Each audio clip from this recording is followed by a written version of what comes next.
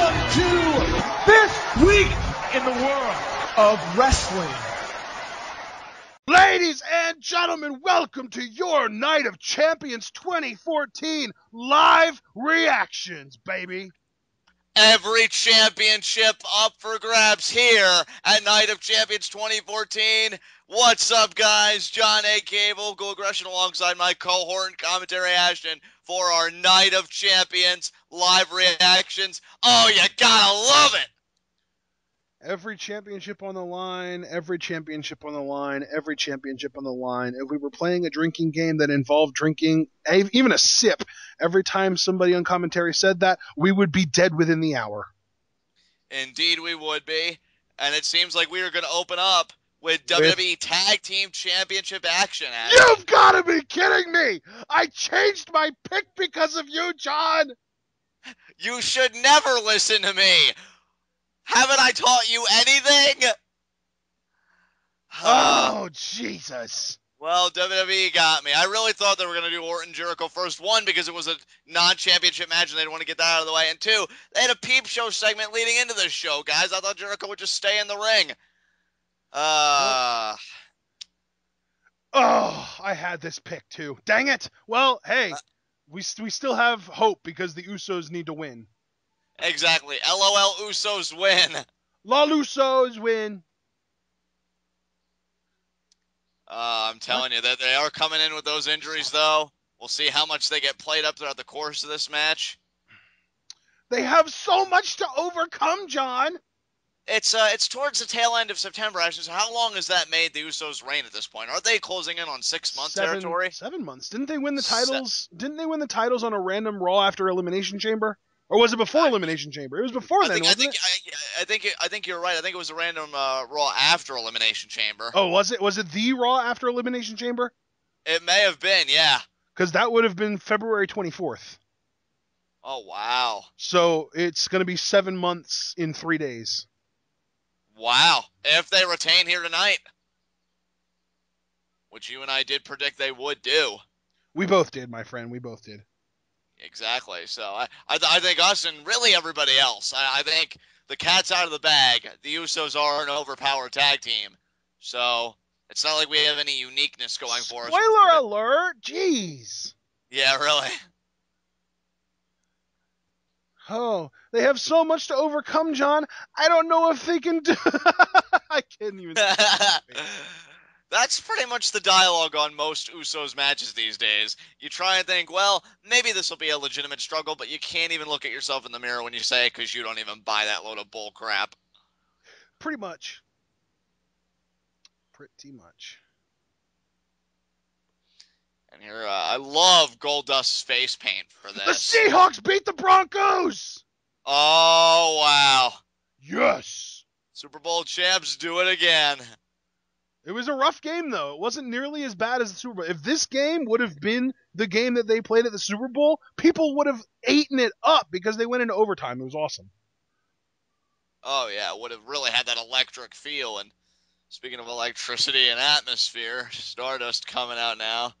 I absolutely love Gold Star, Stardust more specifically, Stardust's music. It's so good. And by the way, for those of you that aren't watching this, Goldust's new face paint is amazing. Yeah, I really love how the team has come together. It's disappointing because I know there are already people getting tired of the Stardust act and these two, I guess, really revamping their team, and they just want that Cody Rhodes Goldust matchup. But me, I'm still enjoying the ride. Admittedly, them winning the tag titles would create some interest, but again, I just don't see it here. And then, yeah, Stardust just hissed at me, so that's comforting. He just hissed at everyone in the crowd, John. I know. I feel somewhat violated. So, there you go. Tag team titles to open up the show. And you know what? Go ahead. What were you about to say? I was going to say, Ashton, whether you like Stardust or you don't, I think what this character really achieves is you have to commend Cody Rhodes for his adaptability. Yes. Totally changes his character, changes the offense around the character. Even his new finisher, Dark Matter, I really like. So Cody Rhodes just continues to be one of the most versatile talents in the WWE right now. He's the Leo Kruger of the main roster, Michael. Yeah, that's actually a great comparison. Now, what were you getting ready to say before I made that point? I was just getting ready to say I really enjoy what Cody Rhodes has become because it really feels like a Smeagol Gollum kind of thing from Lord of the Rings. Yeah, I definitely get that vibe as well. And I'm not even that deep in the Lord of the Rings, mythos, the No, whole neither lore. am I, but I am aware of that story. Exactly. I think that And was probably one of the. it's like the Cosmic Key, aka the Tag Championships, are his precious. Yeah, I was gonna say the precious is ours. It's crazy. Yeah, I think I only know that because it's been parodied, just so much throughout popular culture. I remember an American Dad episode based off of it, which was hilarious. So it's like Cody Rhodes is Smeagol, but Stardust is Gollum. there you go. He transformed because he almost lost his precious. And technically he did lose his precious, but I'm trying to keep the story going here. Well, I mean, just think about how this whole story started, Ashton. I mean, Goldust and Cody Rhodes were not getting the job done as a tag team as the Rhodes brothers. Right. Cody had an inferiority complex, said, you deserve a partner better than me. Goldust tried out several partners, among whom, Kofi Kingston, R-Truth, and others. Not working out. Cody Rhodes comes out as this, and the rest, as they say, is history. And now they're competing for the tag team title. So if they win it here, you could definitely say that the transformation was a success. Yeah, I mean, it's like you could say the rest is history, but let's go even further into that. They debuted, had a match, and then didn't do anything but cut freaking backstage vignettes for the next 2 months. That is true. I mean, this is a team that talked more about the Cosmic Key rather than pursuing it. But regardless, I got to admit, dude, I already talked about how much I love Goldust's face paint. I'm actually digging the Usos face paint tonight too. It's looking pretty cool. They've got like a purple. Well. Yeah, they've got like a purple and yellow theme going on. It's like a royal level. Yeah, really. Love this colors they got going on with the attire as well to match the face paint. Yeah, this is one of their better looks. Yeah, it's like their attire and their face paint matches the WrestleMania 30 logo. Yeah, really. That's actually another great point. And here we see the frequent tags now by Gold Star. The Stardust now back in. I liked what the Usos did earlier. You saw a blind tag made, and I thought that would be able to service them well, but already Gold Star back in control, so you can tell that they're intensely focused on getting those tag titles tonight. Do we know where Night of Champions is tonight? Oh, why do I want to say Pittsburgh, even though that's probably not accurate? No, I don't know for sure, but I would put money on it being in L.A. because they're wearing Lakers colors. Think about it. That is true. Let me just do some quick research, because here at Live Reactions, we always try and be as informative as possible. So, let's see. I have the Wikipedia page pulled up right now as we speak. Tennessee. Nashville, Tennessee. Huh. I wonder, are there any Nashville sports teams? Because that's not Titans colors, that's for sure. It's not University of Tennessee colors, although they are yellow, but they don't have any purple going on. Oh, I wonder if the Usos, because like my thing is I'm trying to call them out on pandering, but I guess maybe they're not. It's possible. Yeah, I guess so. If they would be in LA, it would be the most blatant pandering I've ever seen. But they're not. So. I hate to be a dick, but maybe they're doing the Cena colors backwards. Cena did purple and gold for a little bit. Maybe now they're just doing that. Yeah, and then they're gonna revert whatever Cena did before the purple and gold. They're gonna do after. Exactly. Ha! Lawler almost called him Old Dust. Oh, that would have been hilarious. He admitted to it too. Oh wow. Goldust just ducked and let Stardust take the shot. What a power slam though! Right on the outside. Beautiful. That looked excruciating. Goldust, but notice, Ashton, at least from where I'm sitting. I'm sorry, what did you say? I said Goldust's makeup is coming off already. Yeah, that usually tends to happen when his matches go on for an extended period. But I was getting ready to say, Ashton, from where I'm sitting, unless maybe you've noted differently, I don't really think Gold Star has zoned in on either of those injuries that they Gold Star themselves inflicted. It seems like they're just looking more on just inflicting pain generally rather than having that psychological advantage, so to speak, of zoning in on the body. So far, I'm waiting. I think Cody will be the one, or Stardust will be the one to start doing the isolation of the limb. Yeah. He just seems like the more heelish type. Like, he's going to get the train moving, and Goldust is going to just kind of hop onto it. Wishbone! I think Stardust even makes undashing Cody Rhodes do a double take. I know, right? He's like the ultimate supervillain. I love it. Honestly, I could buy Stardust as a main event heel. You know what? It would take some convincing on my part. I'm not trying to say right now. Right. I'm saying, like, as a gimmick, I think that this gimmick does have a main event level ceiling as long as it's as a heel. Right. I like the little hints of blue that Stardust has going on in his attire right now. Yeah, I mean, he really got into this character, and I have to applaud him for that. Nash, I mean, with Goldust as the legal man currently, you and I have praised him for so many months now. And look at that spine buster there. I know, I was just going to comment on that, but I didn't want to interrupt you. But, being 44 years old, in his mid-40s and competing at this level and at this rate and still being entertaining, I think is a real testament to how he has gotten his life together, because he's had his personal trials and tribulations, some of which you and I kind of came down on him for a little bit, kind of posing his religious views on other people. But I think he's really gotten his life together in a grand fashion, and I'm really happy for him seeing this. We're talking about Goldust now, not Stardust. Yeah, that's correct. Yes, that's correct. Now Stardust is back in the ring. Right. And he's got a reverse chinlock going on here. Yeah, Stardust doesn't have to worry about beating Father Time, because right now, I mean, he's got youth on his side. Is he still 28 or is he 29 by now? I think he may be 28 at this point. I think he's 29. What a neck breaker, though. Man, Stardust getting frustrated. It is the number one trend. Hashtag tag titles trending #1 worldwide. Yep. And Cody Rhodes is 29 years old, not 28. Oh, wow. All right, then. His birthday's in June. Yeah, June 30th, so it happened a little bit ago. Happy belated birthday to Stardust. Dude, 3 months ago. Hey, that's why I said belated. It's not like it was inaccurate. Well, belated clearly doesn't mean what one of us thinks it means. I just don't know which one. I suppose not. What does belated mean? Now we're going to be just Googling all night. Is this going to be live research reactions? I mean, until this match picks up in pace, I don't know why not. Yeah, it means coming or being after the customary useful or expected time, late, delayed, or detained. If 3 months isn't late, I don't know what is. Well, today I learned. Yes! It feels so good to be on the giving end of that. I need to never say happy belated birthday to somebody who's having their birthday that day, because then it doesn't make sense. Indeed it doesn't.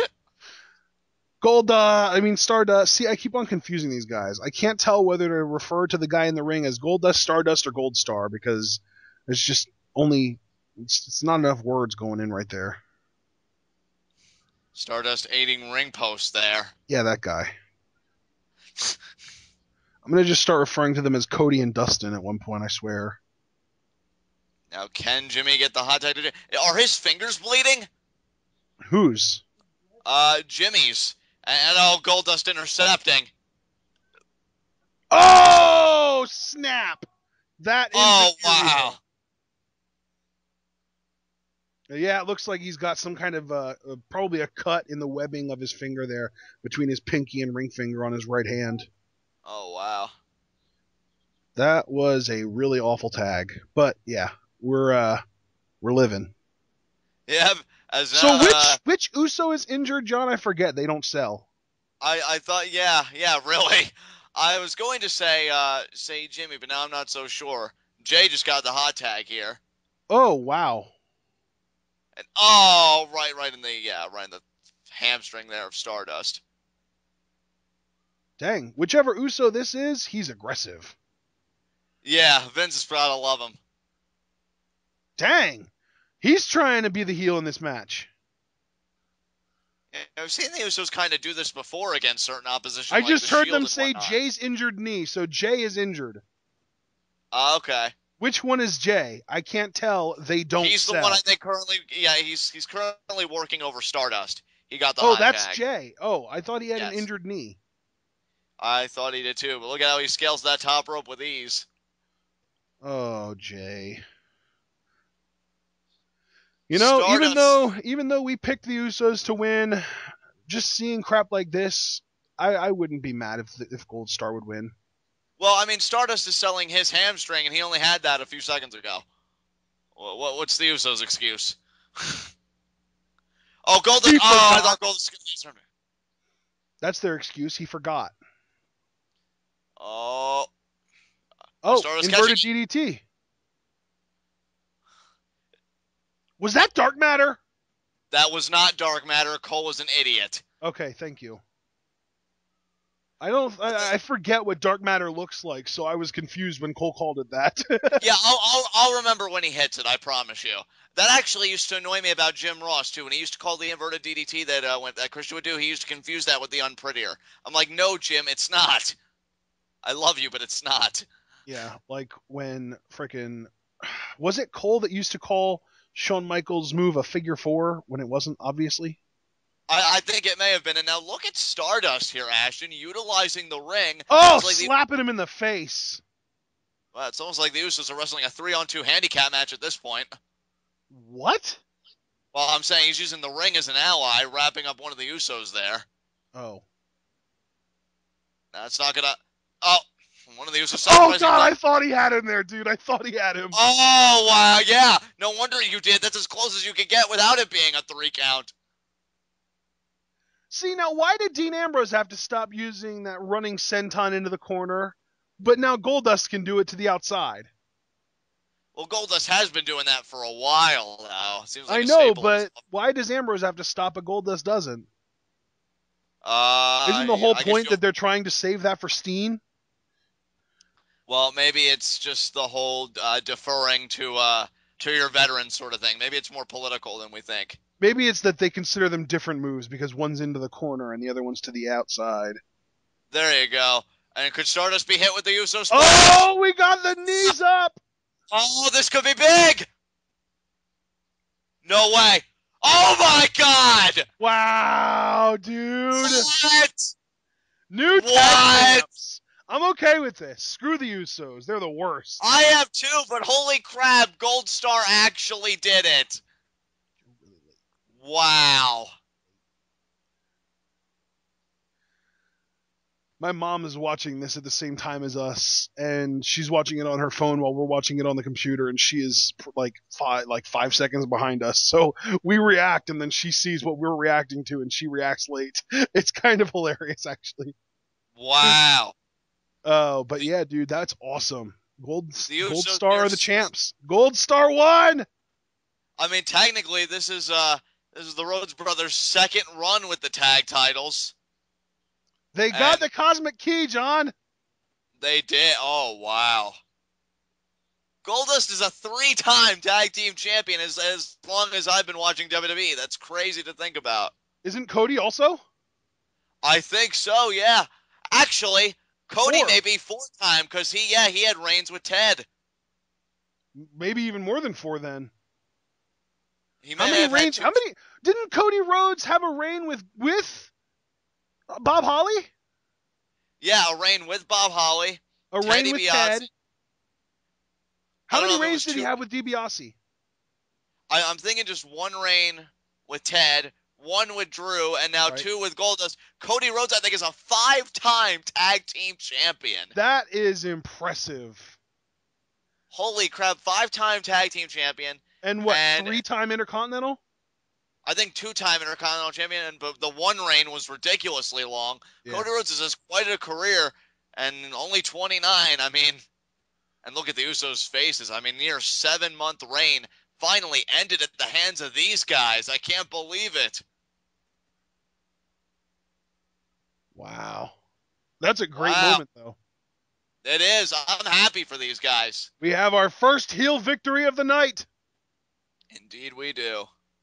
Oh, God, Dolph. And our Ziggler.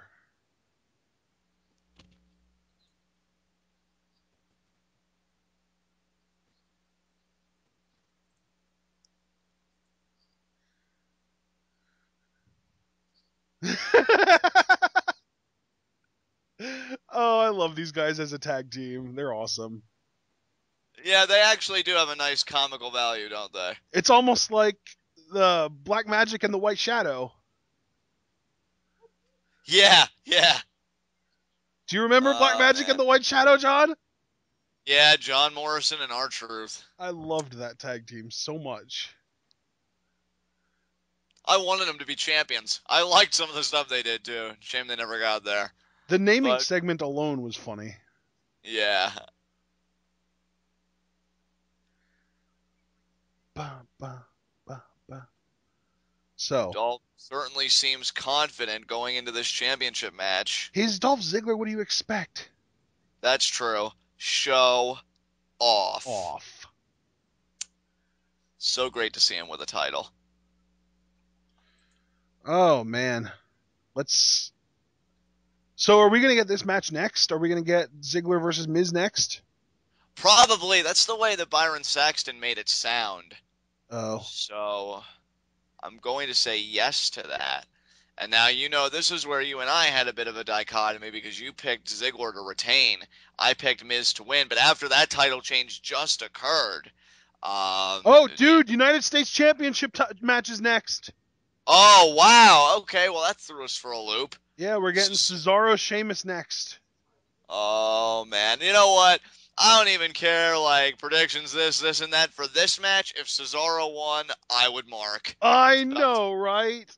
About time he got some gold back. Heck yes. Friggin' Sheamus. And the funny thing is, I'll always say about Sheamus, I enjoy him in ring. He's an enjoyable guy, but, I just want a changing of the guard, man. So. We all do, John. Nobody likes Sheamus. I can imagine. Most people like Cesaro. I don't even really think Sheamus likes Sheamus all that much. He's that OP. I mean, he has already come out and admitted that he is short and fat. Or at least that he used to get called that when he was in school. So he used to be bullied. Interesting.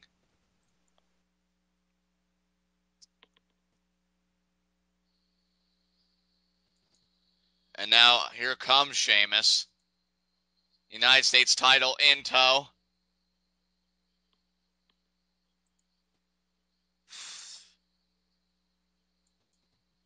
This match is going to be hard-hitting, smash mouth.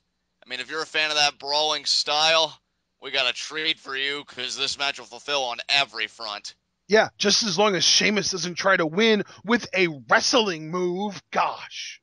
I still love that Heyman saying, if I'm Sheamus, I'm ashamed of myself. Just so serious. Because Sheamus said that he was coming to fight, and he won with a wrestling maneuver. It's a shame those guys didn't work out. No, it's not. I'm glad. Cesaro's going to be a face now. Not right away, but it opens up the door. Yeah.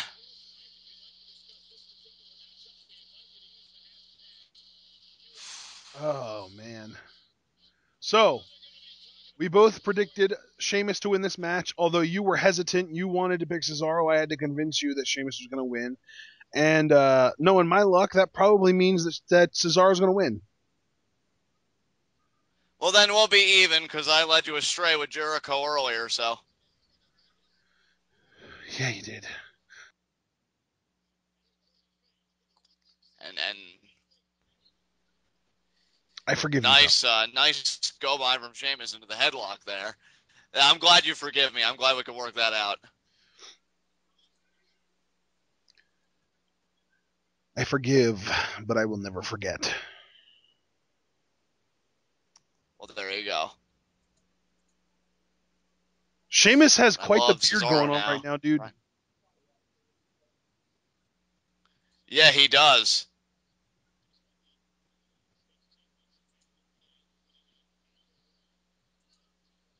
Man, Cesaro is straight up. Yeah, I mean, this isn't even a fight. They're trying to wrestle. Yeah, and you see Sheamus having Cesaro grounded, which is uncharacteristic for the Swiss Superman. Yeah, it won't last long, though. See, they're already up to their feet. And now Sheamus has got on 5 to break it, or I don't know if that's on Cesaro or Sheamus, but either way, it's broken. I break on 1, my friend. Oh, Ashley Remington. Oh, there was a slap by Cesaro. Yeah, it was. And a flat-out punch from Sheamus. Should have been a DQ. It should have been a DQ, but it was not.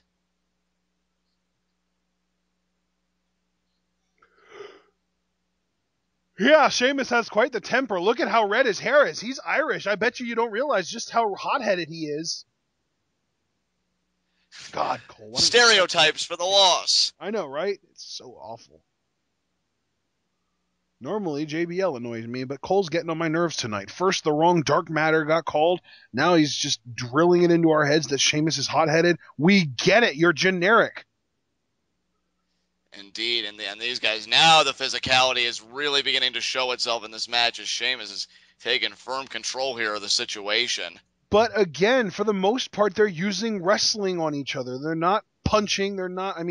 Sheamus is using some knee strikes right now, but for the most part, they are having a wrestling match. Yeah, I say that right until now, and now Sheamus is going to go for the 10 beats of the Bowerin. So much for that. Yeah, it's so weird that these guys have refined their game in this way.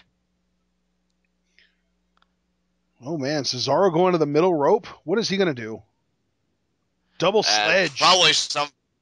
Oh, nice. That's always nice. But here we see again that really doesn't seem to amount to much.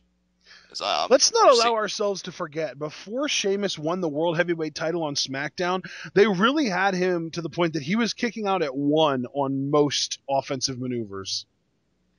And now both these guys, at least from where I'm sitting, have spilled out to the outside.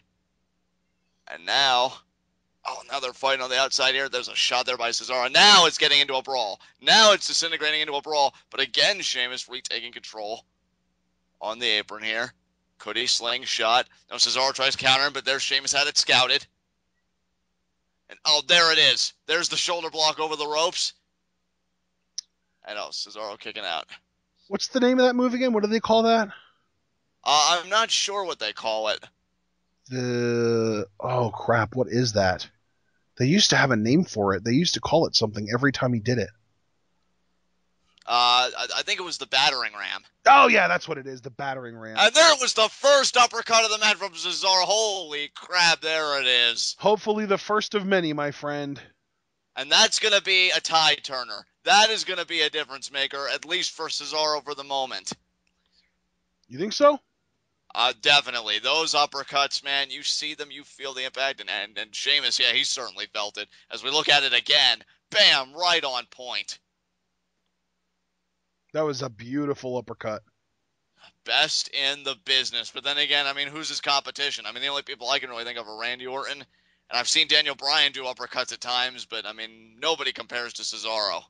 That uppercut back and forth that he had with Cesaro, that Bryan had with Cesaro in their one big match together was amazing. Oh, that was legend status.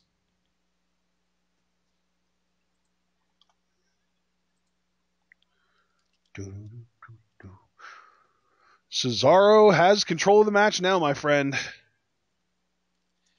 Indeed he does, keeping Sheamus grounded.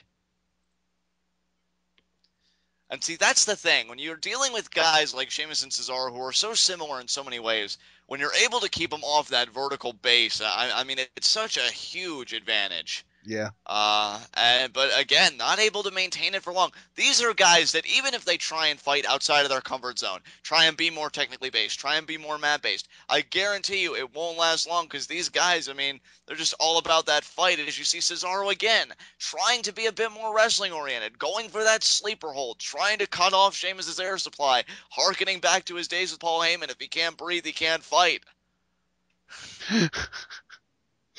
Oh, I love it. If he can't breathe, he can't fight. Good old Paul. He sounds like William Regal sometimes when he's doing that.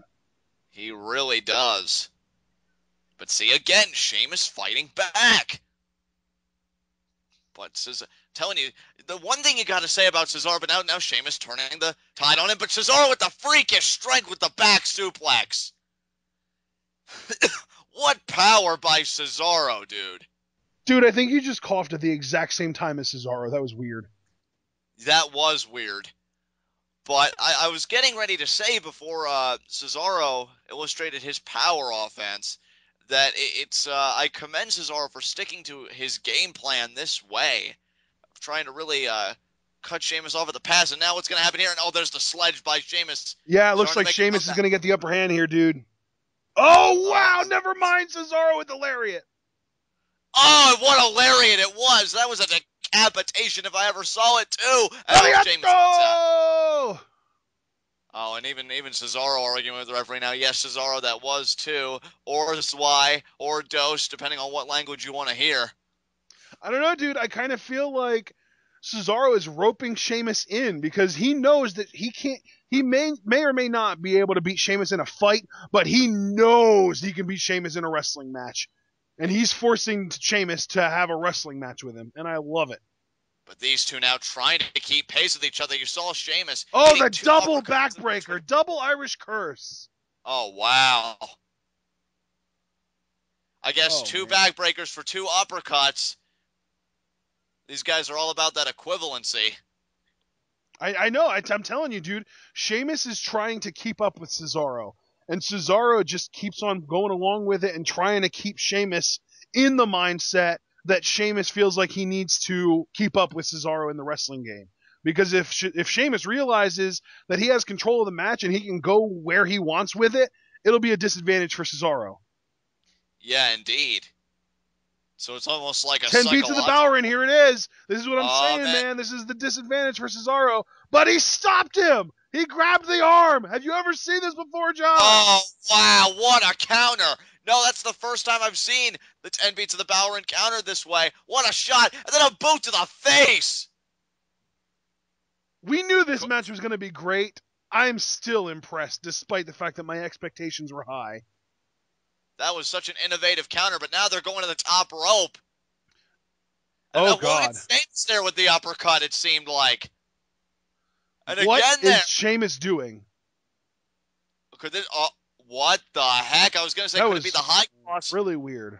Oh, wow, but effective. Hooks the leg, too. And Cesaro kicks out. That was a move that I would definitely never recommend anyone doing ever again. You didn't like it, huh? Not because it looked dangerous, but because if somebody who isn't already completely sucked into the kayfabe of wrestling starts watching, that move would take them out of it completely because Sheamus had no leverage. There is no physically possible way for somebody to lift someone over their head the way he did, and it was very clear that Cesaro did the jump to make it work. Oh, God, Swiss Death! Oh, dodge the bro kick. Swiss Death indeed. Cover. And are you kidding me? See, now I'm getting invested in this on the fan front. Get on him, Cesaro. Stay on him. Cesaro's going to go for a butterfly bomb. Double R underhug, and he has the power to do it too. But look at Sheamus trying to use his power to stop Cesaro, to block him. Cesaro just hit like a mini brogue kick on Sheamus while he was on his knees. Oh, that knee to the face, though. And then the slam. Oh, man. Second gear. There it is. Yeah, this match is picking up quickly. I was going to say earlier when you mentioned Cesaro's mini bro kick, you must have watched that NFL GIF like we all did. That poor kicker getting kicked in the face. Zach Brown says Stardust is in a different universe. Living Life 94 says Night of Champions has started off with a bang. Totally Roeder has said that they might be the weirdest tag champs, but they're awesome and congrats. I don't know, dude. Even though Gold Star are heels, it seems like a bunch of people still like them. Well, that's great to see. I know. That's what I'm saying. I think that it's just a matter of the Usos being hard to like on these most recent months. Right. Dude, Sheamus looks wild with that beard. Yeah, he does. And but he's pumping up now. Looks like albino Tarzan. Sheamus is looking for the end of it here. Oh, could this be the end of Cesaro's What a counter by Cesaro! Oh, what a duck! What a duck! Butterfly bomb! But he's a little ahead of me, folks. Forgive me. And there's the butterfly bomb. Is he gonna hit the neutralizer? Oh. Is he going to get the neutralizer, John? No, Sheamus is going to backdrop him, but Cesaro's going to land on his feet. Oh, my God. Called it. Bro kick. Dude, that was the Hunico special. Oh, my God. He did counter another bro kick. Hunico special. Cover. 2. Oh, come the fuck on. The Hunico special. Oh, my God. That's 3 bro kick counters. Holy crap. I don't even think Del Rio, when him and Sheamus were hot in their feud for the world title, had that many counters to the bro kick. Good God, I love Cesaro so much. Dude, that just tells me, though, that Sheamus is retained. He's got to get that bro kick at some point. Yeah, I know. They've been building to it all match. He's going to get it. Unless Cesaro can get the neutralizer first. Stay on him. Dude, if Cesaro gets a swing in this match, it's official. He's turning face. He might go for it. He's looking at Sheamus. I think he will. Oh, never mind. He's slapping Sheamus in the face. That's not a very babyface move to do. No. It's not only is it not a babyface thing, but pride cometh before the fall. Yeah, you're not. Wow. Okay, here we go. Cesaro is looking Sheamus dead in the eyes and telling him, "You can't beat me." I only wish he was wrong. Oh, what a boot to the face again. I know, that's what I'm saying, dude. Oh, God. Here's the bro kick. I'm waiting for it. Sheamus wants it. Oh, man. Oh, my God. Dude, Cesaro. Oh, what a Yakuza kick in the corner, but Sheamus likes it. What the heck is going? And there it is. There it is. Wow. 2, 3. Dude, that match, though. Holy balls. Oh, wow. You want to talk about a show stealer? Jesus. Yeah, they just set the standard. Damn. Holy crap. That should have been the curtain jerker right there. WWE got me again. They really had me rooting for Cesaro towards the end. Damn it. Wow. Oh, man. Holy crap, what a match. Dude, Sheamus with this beard looks freaking insane. He did. These guys. Oh my God, that match, though. Jesus. You want to talk about intensity from both sides. You want to talk about a tag division and odd couples? If these two would ever join forces, I think I'd love it. They're perfect enemies, though. This was dude, that butterfly bomb was amazing. Oh, man. He hit a butterfly bomb. He hit about 3 different boots to the face, maybe more than 3. He hit a freaking Hunico special, for God's sakes. And it just wasn't enough. And then it took one bro kick to put Cesaro away. How disappointing. You know what? I still say Rusev is in Sheamus' future, but they're not going to be able to top that. Cesaro is awesome. Yeah, Cesaro's incredible. He'll find his way. I don't know what I marked out more for, the freaking butterfly bomb or the Hunico special. I think it was the Hunico special. I think I just marked out for the 3 bro kick counters in general. Like, there was a point where I actually did telegraph a moment in that match, and I really thought the bro kick was going to follow up from it, but Cesaro had it scouted a lot until the very end. Yeah, dude, when he had him set up for the neutralizer, you was just like, no, he's going to back body drop him, but Cesaro's going to land on his feet. And then he freaking did it. I was like, what? That was crazy. Cesaro is so athletically gifted that, like, if he was, like, in an AA position, in fact, I think he's done it. Where he has, multiple times. Yeah, landed on his feet and then booted him in the face. Twice. Cesaro, I gotta tell you, for the Bryans, the Hideos, and, like, all the amazing talent we have on our roster, I will still say, stack him up against Cesaro. Cesaro is the closest thing to a Brock Lesnar that isn't actually Brock Lesnar. Guy's a freak. Yeah. Dude, when the WWE decides that it's his time, it is going to be a glorious era in WWE. Yeah, I wholeheartedly agree with you. Because he has Daniel Bryan levels of in-ring talent, but he also has the look that he's credible against anyone. That's so true. Yeah, completely agree. Sting!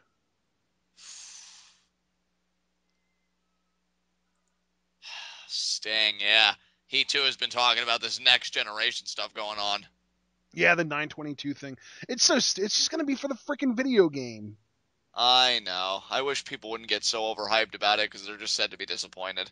I don't have a problem with people getting hyped, but the problem I have is the WWE going so far out of their way to make it seem like some big announcement is coming, like it's actually going to have some kind of relevance to the program, and it's just a freaking video game.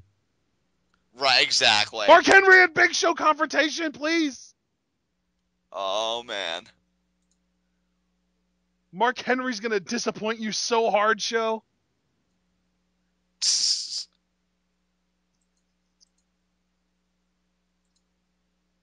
I won't.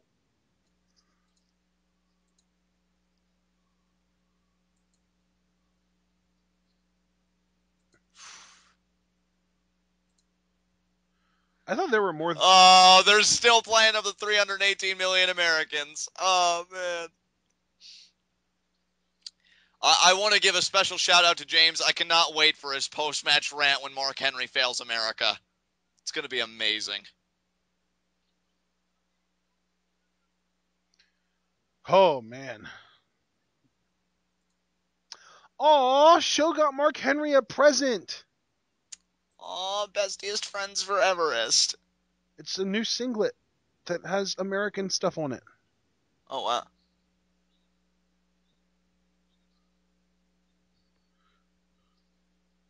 You're representing America, John. Oh, man. Michael? I still want my stack of IHOP blueberry pancakes. Or just an apple pie. That, too.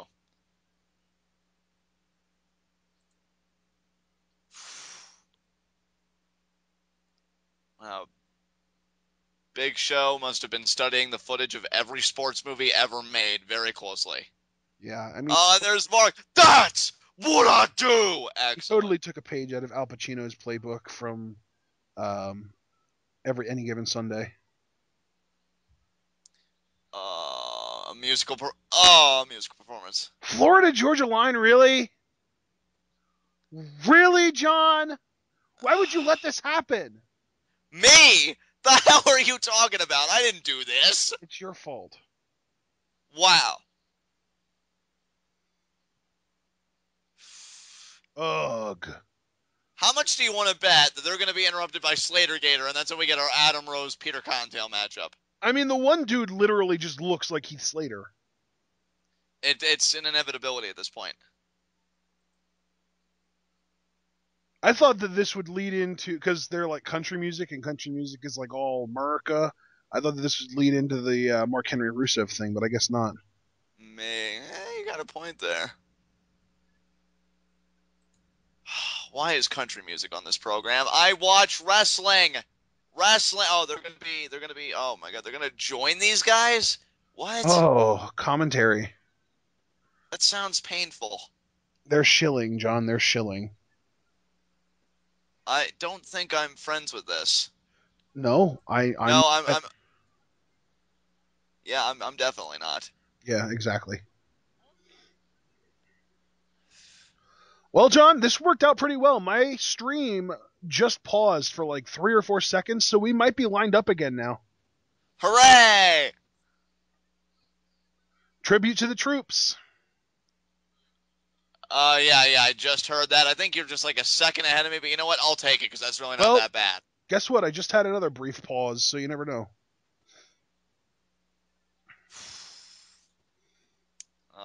Yeah, let's get back to the matches, huh?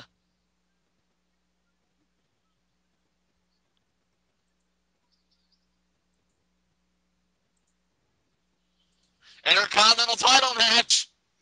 Oh man, Ziggler Miz. We all know the real winner of this match, though, is going to be Damien Mizdow, because he's amazing. Yeah, I mean, of course. Oh, man. Now, I did pick Miz to regain, but everybody knows I'm a huge Dolph Ziggler fan, so let's go Ziggler.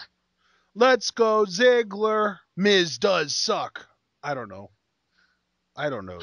I don't even know. Well, Damien really is committed to it. I mean, you've mentioned it before, but, like, I'm really seeing it now, and wow. Yeah, dude, he does everything, or at least he tries to match every body movement that The Miz does.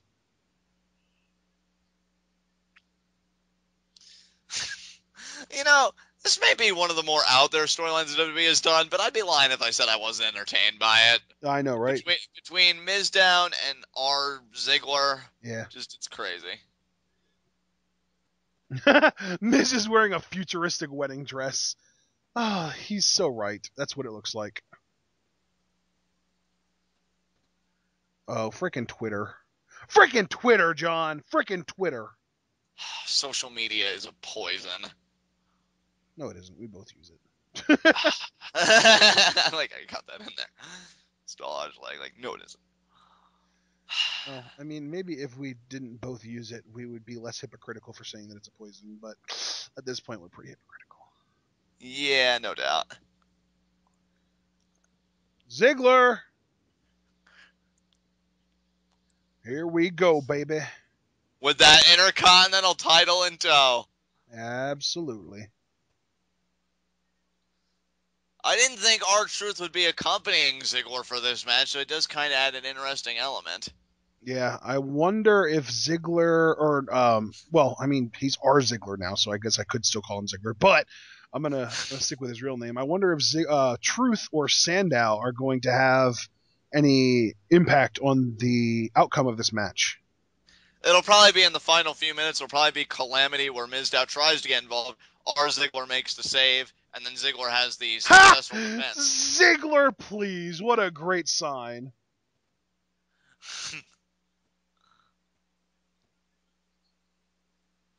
Yeah, I'm just now seeing that sign. Good fan art on the side as well. And now we're looking at the list, the lineage of the Intercontinental Championship, of course, established. It is quite prestigious.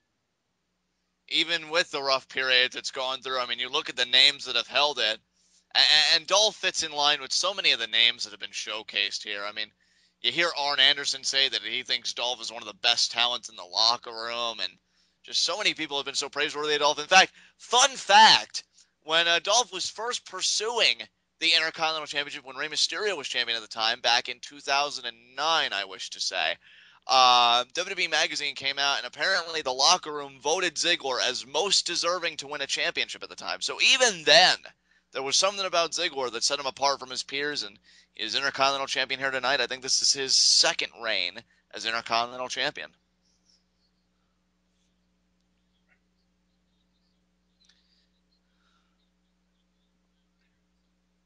Here we see the tie-up in the early going. Now we know in the prior matchups, Cesaro and Sheamus, there was a mixture of brawling and mat wrestling and this and that. We know Ziggler does have that amateur background from Kent State. Maybe but let's be honest with ourselves. Neither one of these guys is a brawler type. Miz is a WWE style wrestler where he's going to do really bad punches and rest holds all match. And Ziggler is a pure wrestler. Absolutely. I think with Ziggler, you're definitely going to see that technical flair, but also that high impact. That press, though. See that right there. The speed of Ziggler. And I'll go for that super kick. The Miz caught it. Miz immediately going for a figure four. Hip toss. Here we go. Ziggler's going to do the heart stopper. And you know what? Let me just say this to the with the utmost sincerity to our audience. Don't sleep on these guys. If they get a similar amount of time that Sheamus and Cesaro had, they could have a stellar mid-card championship match of their own. So I'm hoping they get that time. Oh, Miz rolled out of the ring before Ziggler could hit the big one. I wish, he's probably thankful that he did, considering all the jokes that revolve around that maneuver. Yeah. I mean, its technical name at this point is the Heart Stopper. So. Ziggler going for that show off DDT, but what a boot to the face! Dude, Ziggler sold that boot like death. Ziggler sold that boot from The Miz better than Sheamus sold any of Cesaro's boots earlier. Yeah, really. Oh man, I still have to wonder why these two jobbers are on commentary right now. Why for this match? It would have made so much more sense if it was Rusev Henry. Yeah. Oh, snap. Oh, and another kick. Yeah, he has those in his arsenal. really just trying to stay on Ziggler. So far doing a good job of it. Now, this is one guy, I was mentioning terms like grounding and vertical base earlier in the prior matchup, but I think that strategy doesn't hold any truer than when you have an opponent like Dolph Ziggler, because he's so quick and just he has that speed and that agility, and I think when you can ground that and take that out of his game plan, it leaves Ziggler pretty helpless. Yeah, I mean, Ziggler isn't exactly a high flyer, but he definitely does have, like you said, a lot of quickness, speed, agility. He really moves around in the ring in ways that a lot of people just can't. Exactly, and then you see the knee to the midsection. And there's usually, when he's not selling his butt off, there is a bit of I guess you could call it urgency in Dolph Ziggler's offense. Like, he always, rather than just kind of sitting around waiting for you to recover, he is just constantly on the attack.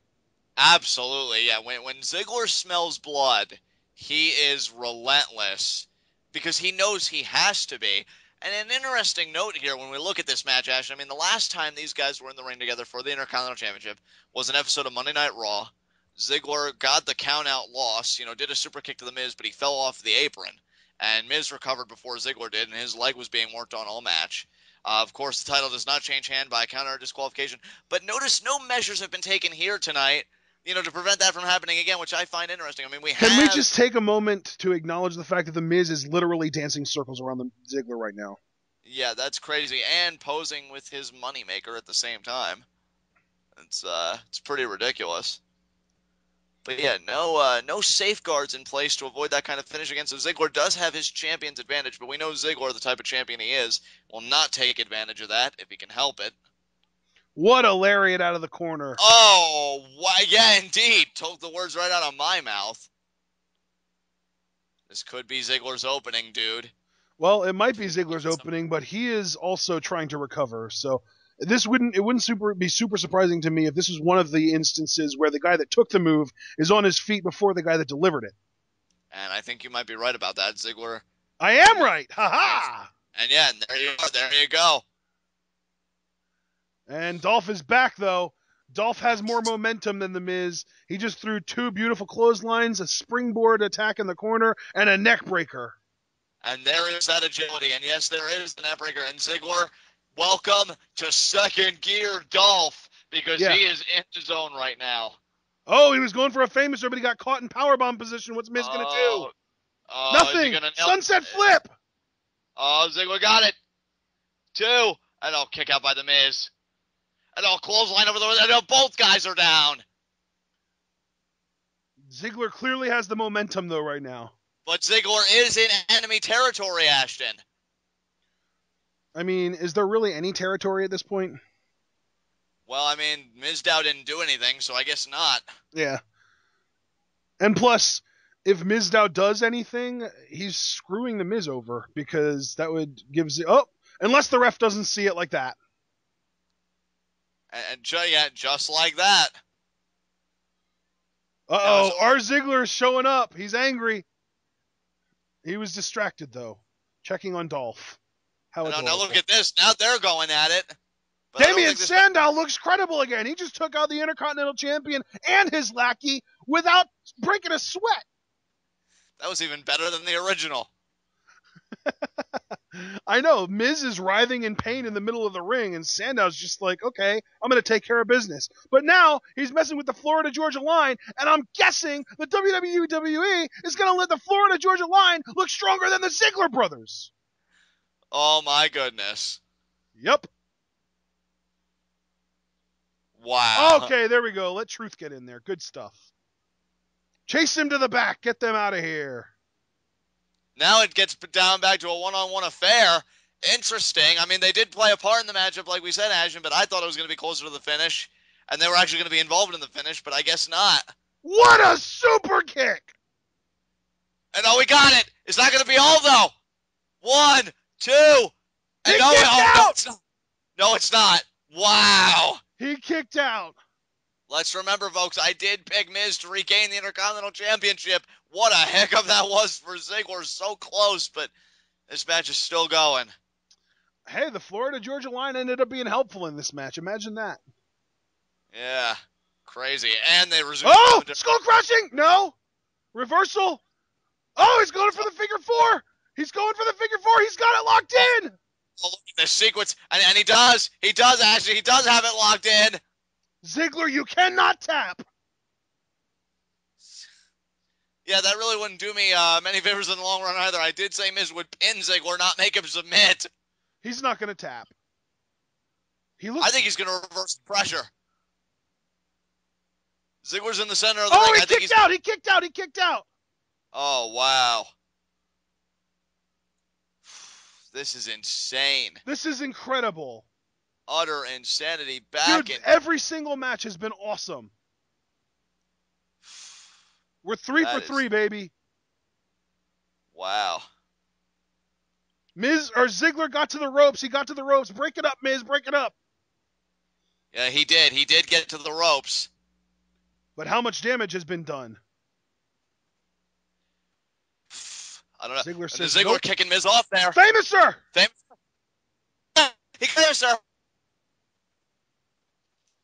And I'll tell you what, dude. The Miz is getting some great kickouts tonight. He's really waiting until the last split second to kick out. I love it. Man, what a match this has been. Yep.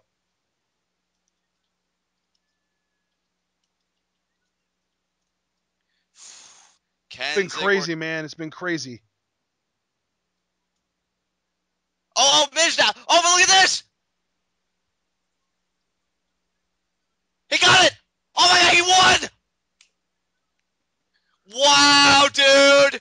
Wow. The Miz won the Intercontinental title, and women around the world got to see Dolph Ziggler's butt. Wow. Unbelievable. I thought after Gold Star won the tag titles, I'd be... Look at Sandow. Oh, God. I love Damien Sandow so much. That is crazy. Wow. I can't even believe that, dude. That's crazy. I can't believe I called that. Yes. Oh, my goodness. I am 1 for 3. Damn.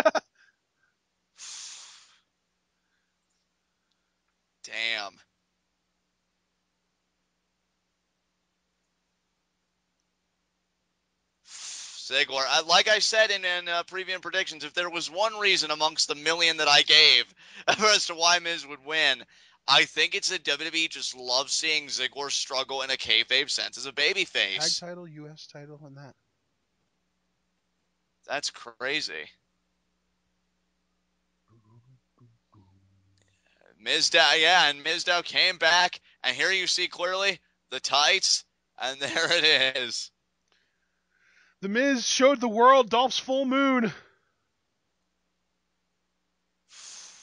Wow.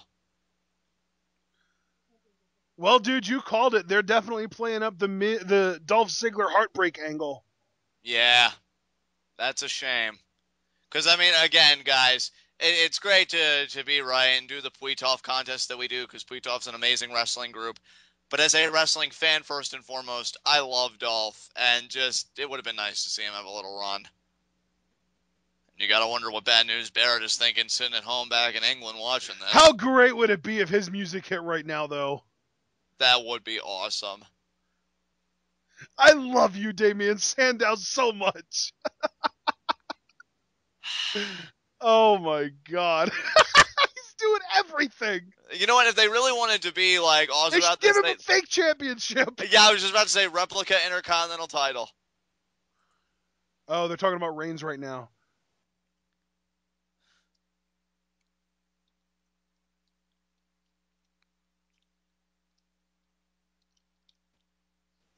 Oh boy, we're gonna get a hospital bed interview. Oh man, does this mean Seth Rollins is gonna have a segment next? Hopefully.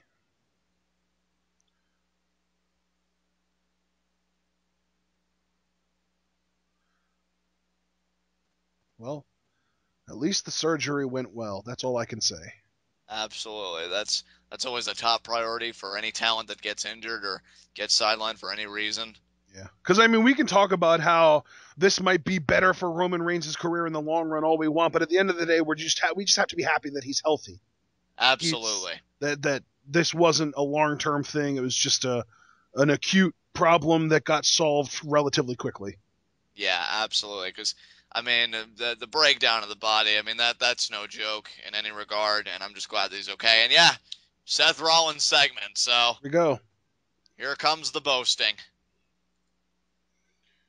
Well, John, we've had our 2 title changes tonight. Yeah. Does that mean Paige is going to retain after all? I hope not. I hope not. I hope not. And Seth, with that douchey smirk on his face.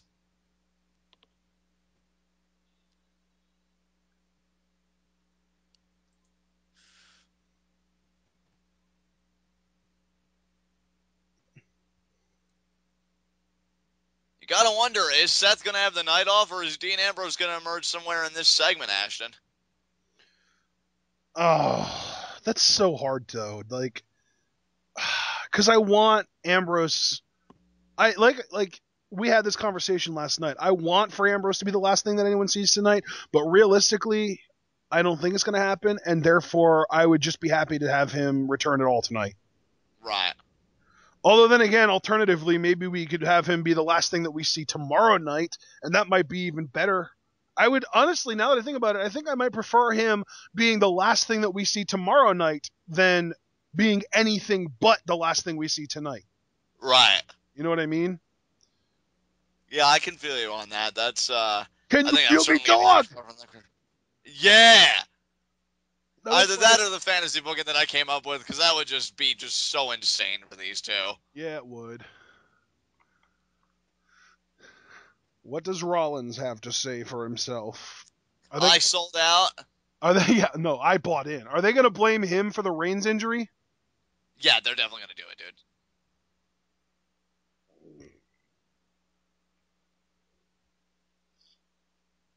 Hey, dude, you know what the funny thing is? What? We were complaining about how they had their match on Raw only to do a rematch on Night of Champions. I guess that doesn't matter. Yeah. Yeah. Hey, I guess it's a good thing they had their match on Raw. Otherwise, we wouldn't have gotten it, and they would have been like, oh, we need to rush Roman Reigns back so that he can have a match with Seth Rollins at Hell in a Cell. But now they can just be like, oh, they already had their match. Let's let Roman stay healthy. Yeah. Weird how things work out. Yeah. I mean, obviously the WWE doesn't actually abide by my logic, but that's how I like to imagine it. So, wait, is Seth gonna do what he did at Battleground and get the forfeit victory? Probably. Because the ref's in the ring. Yeah.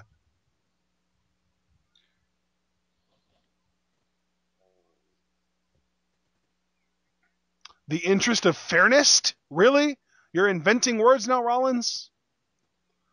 Well, it's he like does a have combination of fairness and earnest, maybe? Yeah. Yeah, he's definitely going for the old forfeit victory heel tactic. Tell me by the count of 10, Dean Ambrose's music hits. Well, I don't know. You're probably right though. But this feels a lot like something that Chris Jericho would have done in the '90s with Goldberg. Yeah, really. Oh my goodness.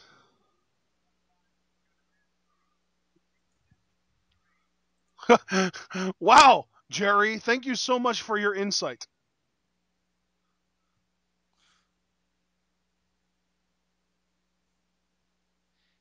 Eight.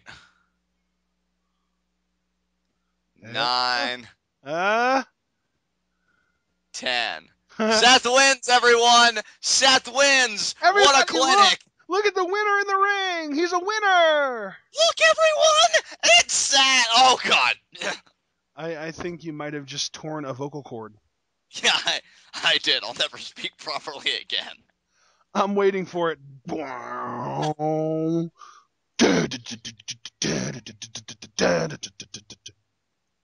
Yeah, come on, Mini Nate. You know how this Raise works. my hand. Of course. I love He just defeated Roman Reigns. Way to go, JBL. He's so proud of himself. He should be. We won Ambrose chance, my friend. Excellent.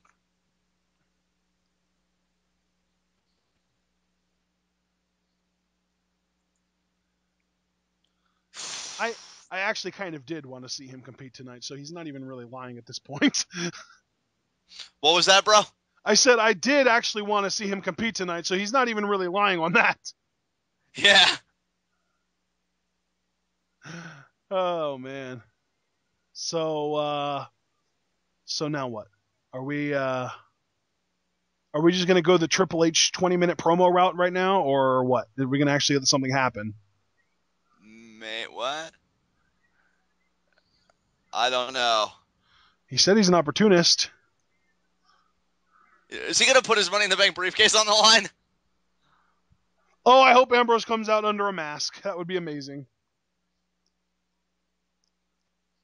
Open challenge. Open challenge.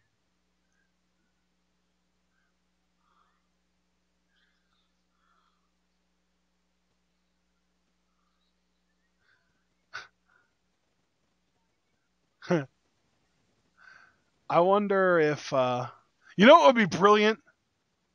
What's that? If Zack Ryder came out and he was like, Seth, your open challenge sounds interesting, but what would make it a lot more interesting is if you put your briefcase on the line. And then Rollins is just like, you're just Zack Ryder. Who cares? Okay, fine, sure. And then Ambrose's music hits. Yeah. That would be brilliant. The old Taxi. bait switch. Oh, man. Yep. Oh, man. And he took a taxi. He's back. Beautiful. Oh, man. Yeah, it's just going to be a brawl. There's no way this is going to be a sanctioned match. No, this is not going to be a match. No way. Ambrose just wants to get his hands on Rollins. He doesn't care about beating him. He's doing what John Cena said he would do. He doesn't care about beating Seth Rollins. He just wants to beat his ass. Yeah. Oh, man. Crazy Eyes Ambrose is back, baby. Oh, yeah. You know what? That would go perfect with a cell structure over them. Unleash all that insanity next month. Oh, my goodness. They are in the steps. Oh, God. Rollins just fell down the stairs. Jesus. Oh, wow. That doesn't sound too good. That would be so uncomfortable. These two are just brawling all over the place. Oh, is he going to go for a buckle bomb or something like that? Oh, no. Oh, shit. Oh, of course, the Authority. Are you even surprised, dude? No. Where's Kane, though? Oh, God. He's probably going to get involved in a match tonight. I don't know. Man, the more I see Triple H screw things up for Ambrose, the more I want to see those two face off. Yeah, I mean, it seems like the Authority isn't really getting involved. They're just making sure that these guys can't get involved with each other. Look at that dive by Dean, and now another one. Oh, wow. my God. I love you, Dean Ambrose. He just killed everyone. Yeah, I love how now Triple H is going to try and get involved. I guess it's time for Plan C. So what was Plan A? Well, Plan A was Rollins, Plan B was the security, and yeah, none of those worked out. Gotcha. Yes, he did, Lawler. Yes, he did. Rollins trying to get away, but good luck with that. Yeah, it's not going to happen. This is actually the one time where it's appropriate to say, Q Dean Ambrose, nope. Yeah, exactly.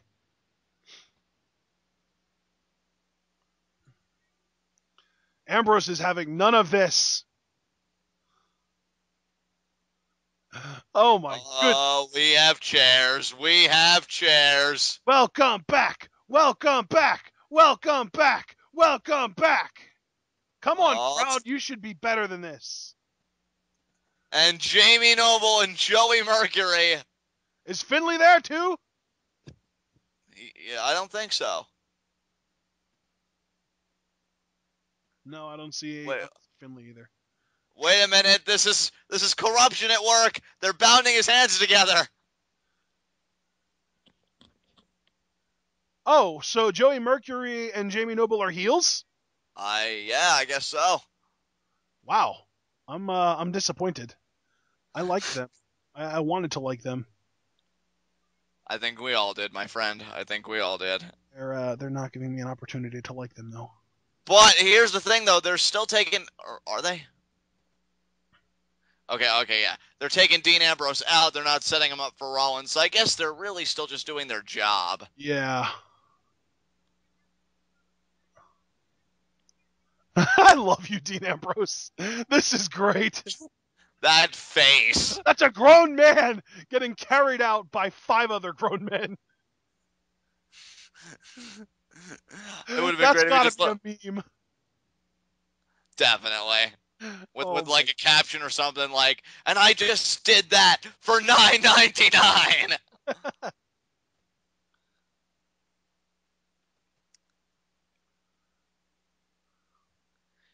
Yeah, I love how he treats that briefcase like a newborn. Like, just give him my briefcase. That's all he cares about. Yep.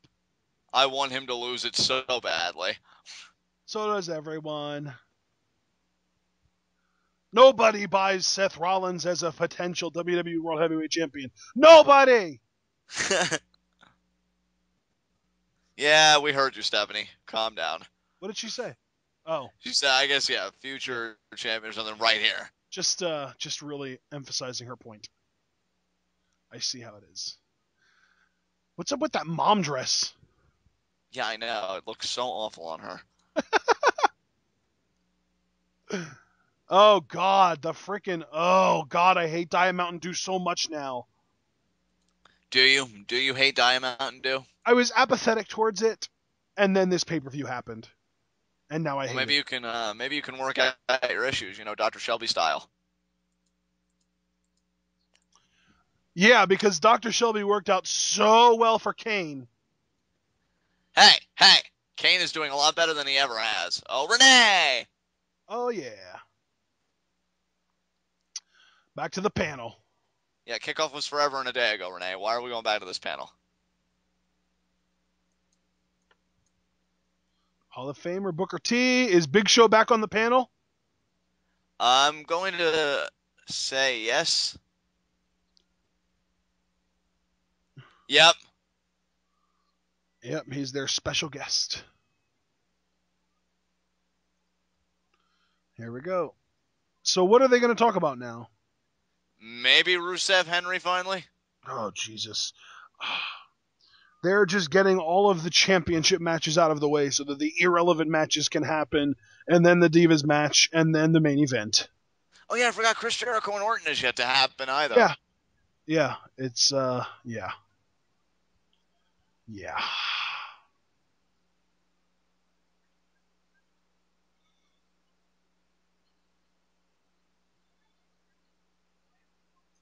Yeah, Sheamus took a ton of punishment tonight, dude. Holy crap. Yeah, he did. Jesus. That was a brawl right there.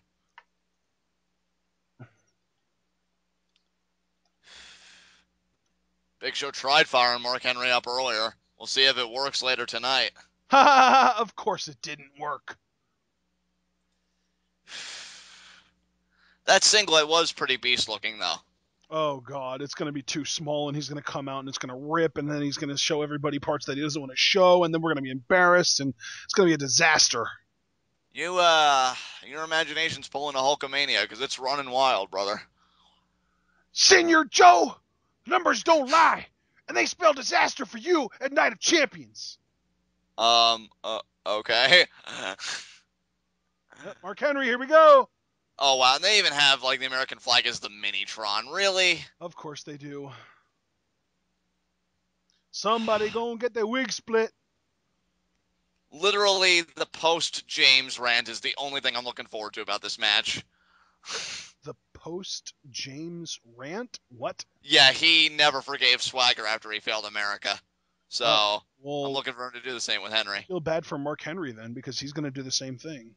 Exactly. Yeah, that's what I'm saying, man. Kimbo Slice, a.k.a. Mark Henry.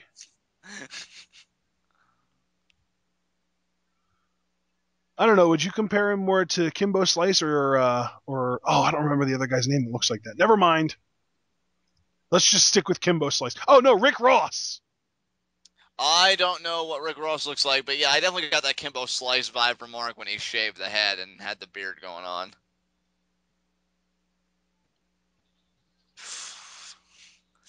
Do you think when Henry loses, he'll have like PTSD flashbacks to 1992 Olympics? Probably, yeah.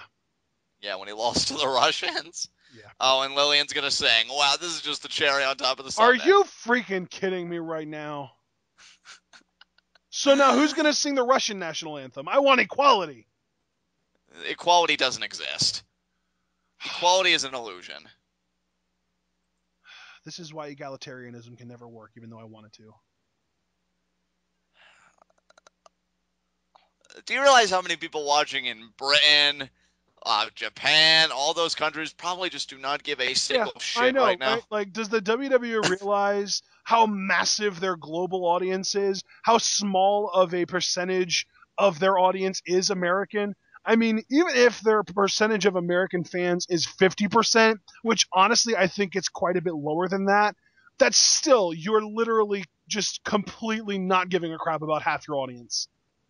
Yeah, I mean, we're talking about alienation to the extreme here. How do you think Russian fans feel? Jesus. They're probably like, Rusev is a bad representative for us. Oh, and Henry's really? I love you, Mark. But of wow. course he is. By the way, I sent you a picture of Rick Ross. Yeah, I saw that, and I definitely see the resemblance.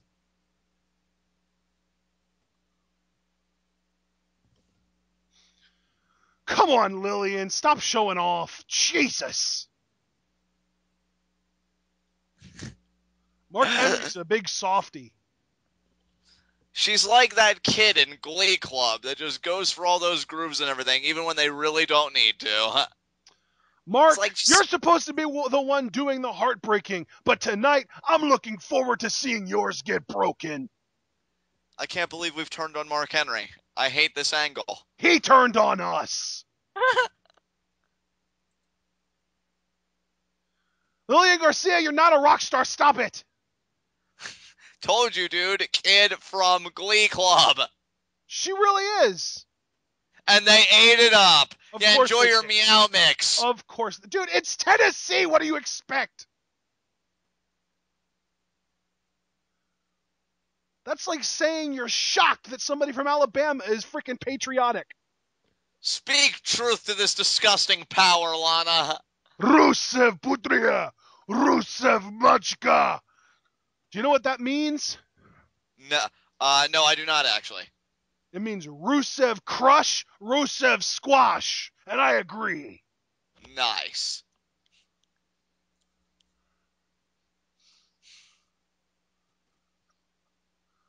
Mark looks scared, and he should be.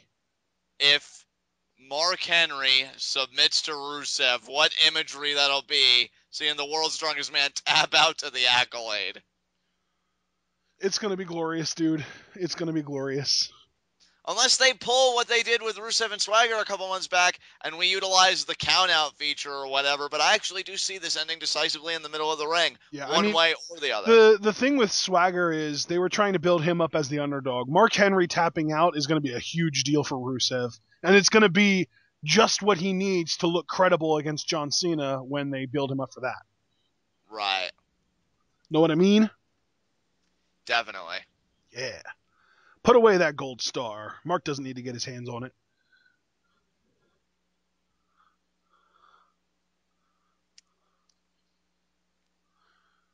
Does somebody have a diabetes sign in the crowd? Are you kidding me? I've got lots of sugars for you, Zeb. Is that a diabetes reference? I have no idea. I don't know. Does Zeb have diabetes? I don't know, but I'm having Wilford Brimley flashbacks. I'm saying it the correct way, John. I know, but it hasn't stopped me from mentally saying it the incorrect way. The Wilford Brimley way. Diabetes. Stop it! Damn it! Nothing is more American than Wilford Brimley. He starred in westerns, therefore what I'm saying is accurate. Okay. Mark Henry is so angry. It's like, you insulted America! Oh, How Mark, dare you? What happened to the days when you were pursuing the WWE Championship as a badass heel? I know, right? I feel Better like yet, what happened to the days when you were the WWE, or no, just the World Heavyweight Champion as a heel? I feel like watching Mark Henry do this shameless promotion of a country and this whole storyline, it's like watching a child that I thought was going to grow up with so much promise and so much ambition, just throwing it all away. Really tugs at the heartstrings. You sound like one of my parents now, John. I'm sorry! Oh, man. This is... I'm not getting into it yet, John. I'm sure there are a lot of overly patriotic people that are really loving this right now, but I just don't care. Why did it even have to be about patriotism? Do you realize what an easy selling point it would have been if Mark Henry felt affronted by Rusev? Because, hey, Rusev's a behemoth. Mark Henry's a behemoth. You're on my turf. Well, it's my turf now. Bitch, I'll choke you. I'd like to see you try, and then bam, we have a match. It's not that hard. Mm-hmm. You know what? I hope when we go to the reactions from our kickoff panel, Big Show just makes a face, and then he pulls a U, Ash, and he just gives the heaviest sigh he can muster to Mark Henry. Am I somehow infamous for my size? I thought that was Skip Bayless. No, it's you now. You've grasped the torch. Okay. Just in and disappointment. Just like that for Big Show. He's like, well, that was $200. I don't know, well spent. Whoa, hang on a second, John. You just went robot voice. Can you repeat what you just said? I said, Big Show will sigh and say to the panel, well, that's $200 well spent on that singlet. Okay. You really think it only cost $200? I would honestly be surprised if it didn't cost a little more. I mean, you figure the artistic design, the coloring, everything else. Yeah, I mean the custom singlet probably costs a little bit more than $200. Yeah. The glory of capitalism and America. America. Oh, hey, yes. What makes IHOP's red, white, and blue pancakes so good? America. That's great. You know, it's funny you say that about America because the federal government just seized all my assets. This could actually be my last meal for a while, and no one will help me. America? Yeah, I heard you already. Shut up. America.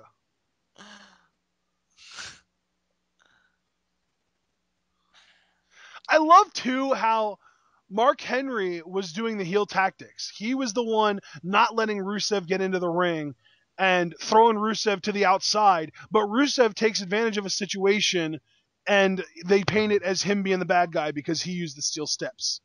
Like, John Cena uses the steel steps all the time, but nobody complains about that except for people who think with their brains. And this is why the NSA is far more commonplace than it should be in terms of public perception. So, far more accepted than it should be? Well, yeah, pretty much. I mean, it starts out as an anger, and then it's like, I'm going to see the Avengers this weekend, so it's no skin off my nose. Oh, I ain't got nothing to hide. I don't care. Dumbest response ever to the NSA.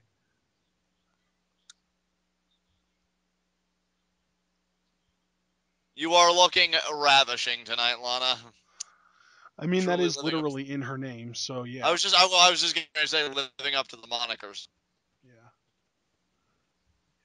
Just saying. I'm surprised we're seeing this kind of ground game from Rusev, you know, with these holds and whatnot.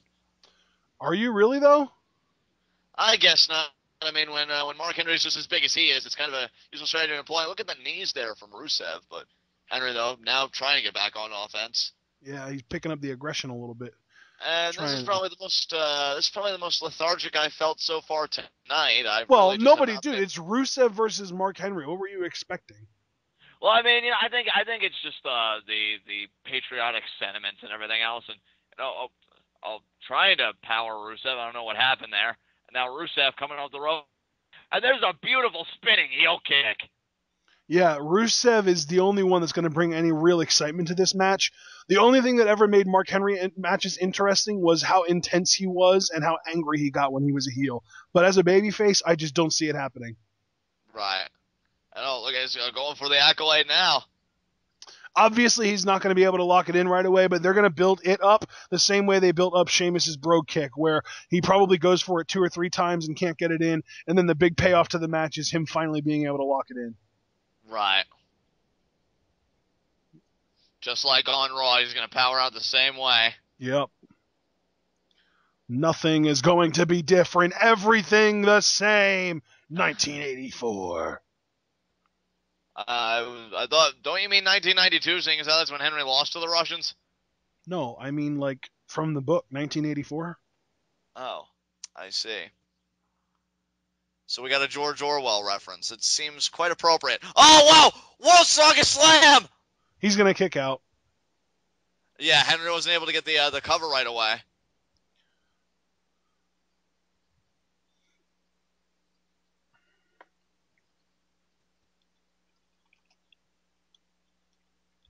And Henry, and look at the ring presence from Rusev rolling out of the ring.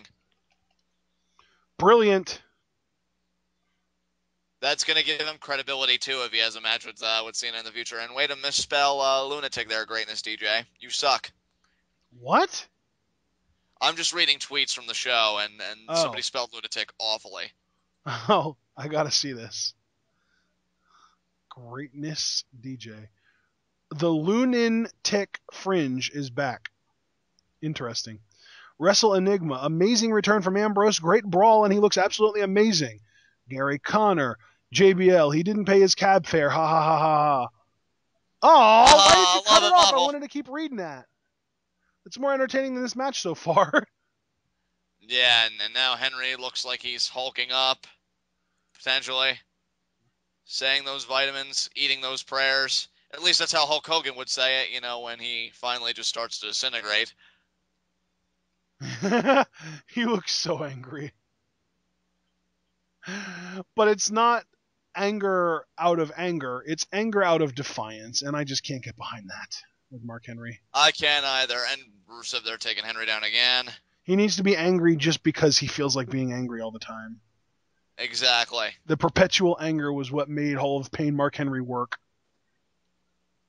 And here you see the screams from Henry. That's such a typical mistake from WWE. Oh, we have a gimmick that works? Let's not change it. And then they change the only thing that made it work while keeping everything else about it. And he got the accolade in! Wow. He got it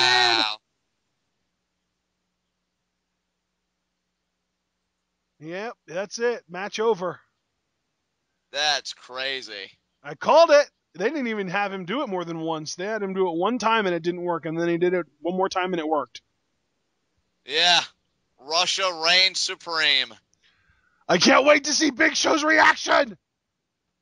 The disappointment is going to be delicious. Look how disappointed the children are. I love it. That's your country, kids. And while you're here watching this event, your emails are probably being sorted through as we speak. That is literally the physical manifestation of your country. All talk, no action. And when you do the action, you do it wrong. Exactly. Oh, man. God, Mark Henry, why are you such a letdown right now? And here we're seeing the replays here. This is the world's strongest slam. So Henry certainly brought the fight to Rusev. Yeah. But it just wasn't enough. Rusev just looking so impressive. I'm telling you, if Cena is where he's headed, I'd almost want to believe that he could beat Cena. That was a relatively quick match, too, dude. Yeah, all things considered, absolutely. That was only like 7 minutes or so, I would have to guess. Rusev's so happy. Oh, man, bring on the rants. First JBL, and then James will follow. It's going to be awesome. Way to go, Rusev.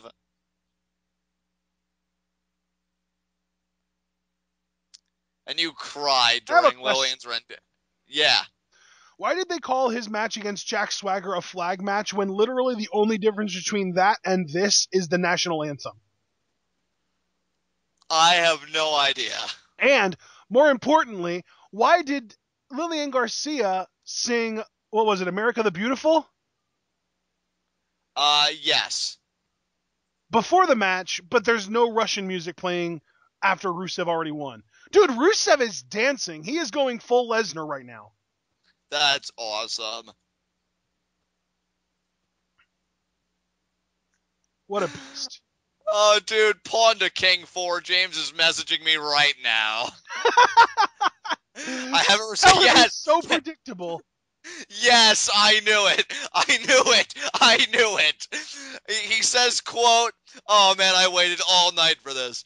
Fuck Mark Henry, fucking piece of shit. I will not let America down. Bitch, please, how did that go? You let us all down. Fuck Henry, you let us down far too many times. Are you obsessed with losing to Russians? God damn it. Do we have to dig up a fucking link into kick Rusev's? I mean, Abe Lincoln was totally a vampire slayer, so he could probably handle Rusev. To kick Rusev's ass, because it seems like none of these fucking jobbers can. Hell, right about now, I'd fucking settle for Cena, but he'd probably get oh god, he'd probably get ass fucked like he did by Lesnar. Fuck Big E, fuck Swagger, fuck Mark Henry. They all should be deported or executed for treason. They betrayed America. Executed for treason. Oh my god. It should be ashamed of themselves. Hope they all get molested by a fucking bald eagle. By a bald eagle, that's what made it great. Oh my god. Oh, and George Washington. George Washington would apparently be joining the bald eagle. Oh my god. Oh. I am going to tell him that he was literally... Oh, and he's still going, but I'm not going to read the rest because we're going to Jericho Orton. But that was literally the best part of that match. I absolutely love that they brought back the countdown entrance. It's just that it's too little too late. Oh. Actually, dude, did you see Jericho's little teaser today? What? He said that his next run with WWE may be sooner than you think. Oh, interesting. Oh, man. He's such a troll. It's going to be like, yeah, my last run with WWE ended on Sunday, but my next run with the WWE started on Monday. I'm so sorry, Azure, but like just the last thing I want to read from James because it's not a big chunk. No, it's fine, dude. I've been thoroughly entertained by it. He said, should have known Henry would lose. Bitch was crying before the match even started.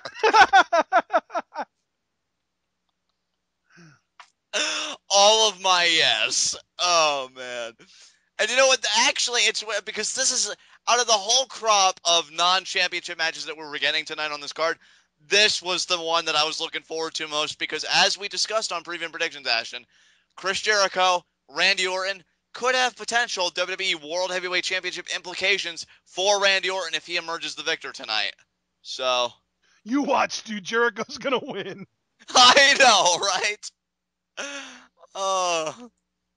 Have we ever had a Jericho-Lesnar match? No, we haven't.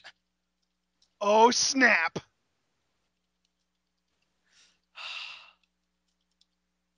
And here comes the Viper.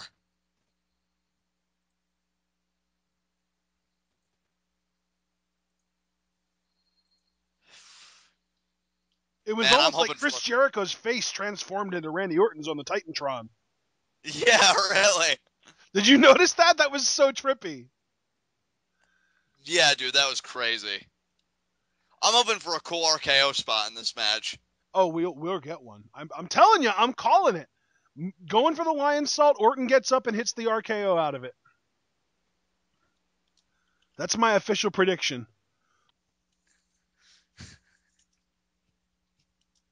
It'll be Evan Bourne-esque.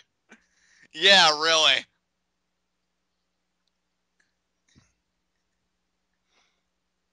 Orton might even bring back the punt tonight.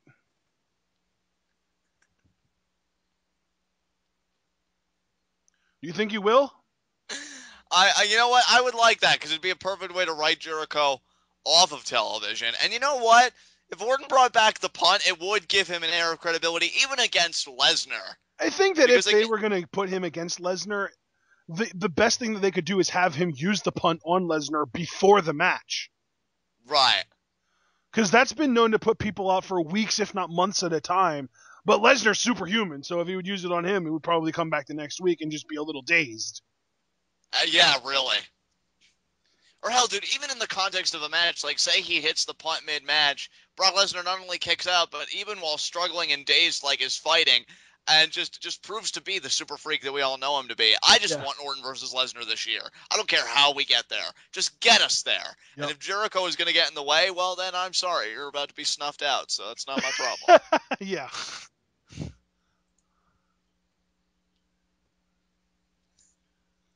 So this match is going to be incredibly boring for 5 minutes. So what do you want to talk about? You know what? I'm actually glad though, because James is still ranting and I'm still laughing. Oh my God! Do you want to share? Yeah. Let me go back because again it's gonna be slow for the first little bit.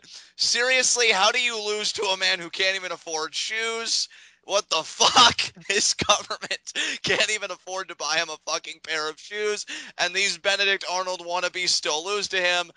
He says, fuck this shit, I'm going to go jerk off to Lana, talk to you after the pay-per-view. That's classy. Keeping it classy, San Diego. You whore, our country. After I told him that I was hyping up this rant on live reactions, boy, is he going to love this. And then he says, you whore, our country is being let down by these wannabe American heroes. Need to get fucking SEAL Team 6 on Rusev.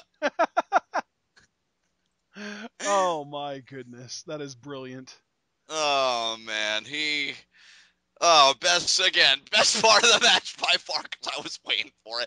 I think I even went as far back as preview predictions to say that I just could not wait for his rant. Oh, man. I love how he even brought it back to the no shoes thing. That just reminds me of Enzo and Big Cass. You're out there, you're breaking boards when you should be worried about breaking your mother's heart. You're out there with no shoes on, you're wearing a skirt, and then like 5 minutes later, Enzo's just like, and he doesn't wear shoes. Put some shoes on. I love him. Yeah, he's fantastic. A nice shoulder block there by Orton. And James signed off at the perfect time, because this match really is starting to kick up now, finally. But the last Orton thing he broke said, a sweat. How dare Jericho make him do that? I know, right? Last thing James said was, before signing off, gotta go before my computer starts jobbing like that no good Mark Henry. So, that was his sentiments for that. Oh my God. I told you, dude, when he rants hard. I didn't even share with you the stuff he said about Swagger when all that went down. Like, oh, wow. Oh, man, thanks for not disappointing. And right on cue, too. I think that was the best part. He started messaging me right when I'm waiting for it. Yeah.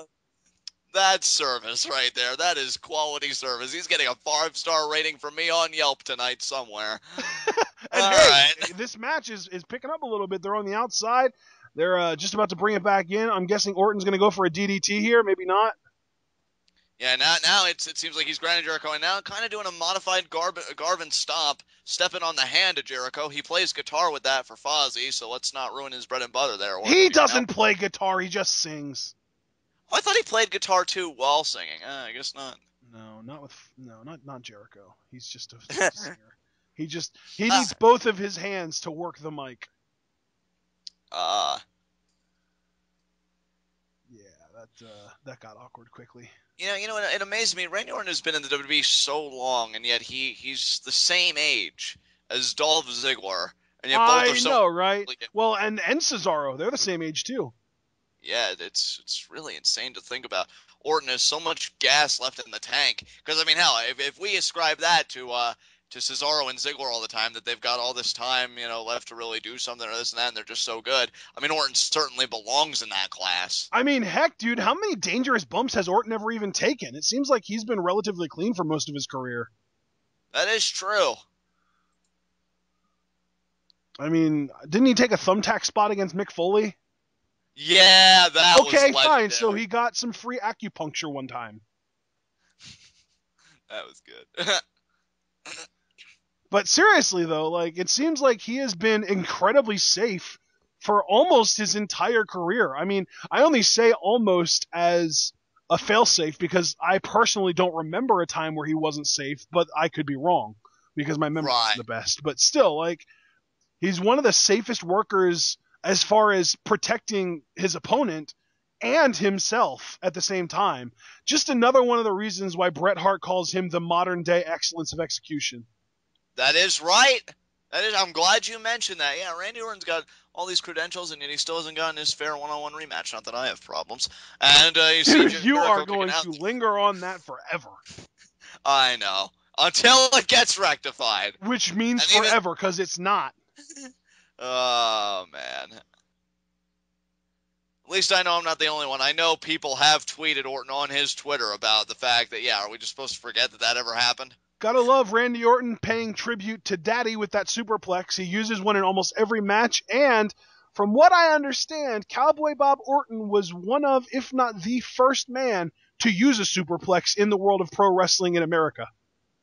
You gotta love stories of innovation. Yep. You know, I almost wouldn't even mind if Jericho went over here, if he's going to return sooner than we think he will. And oh wow, what a spill to the outside there. That was the bump. That was I don't know what the name is. I think it was, because when he went to Smoky Mountain Wrestling, he did that bump and hurt himself, and Jim Cornette was like, don't ever do that again. We're going to use that one time. And yeah, he did it right there. That was the bump. Oh wow, nice. Oh, is he going to do the barricade hung DDT? It looks like it. Or no, right now he's just going to drive Jericho's back. Oh, wow, that looked painful. Yeah, it seems to become a regular part of it. I get that it's padded, but the padding is only so thick. Right. That's kind of become a staple in Randy Orton's Street Fighter offense, I'll call it. I mean, I've seen him do it to the likes of Roman Reigns. Is this a no DQ match, or is the ref just incompetent? No, he's counting. He was counting. I didn't realize he was counting. My bad. Yeah, sometimes in matches like this, a little bit more leeway will be given as far as what can be permitted.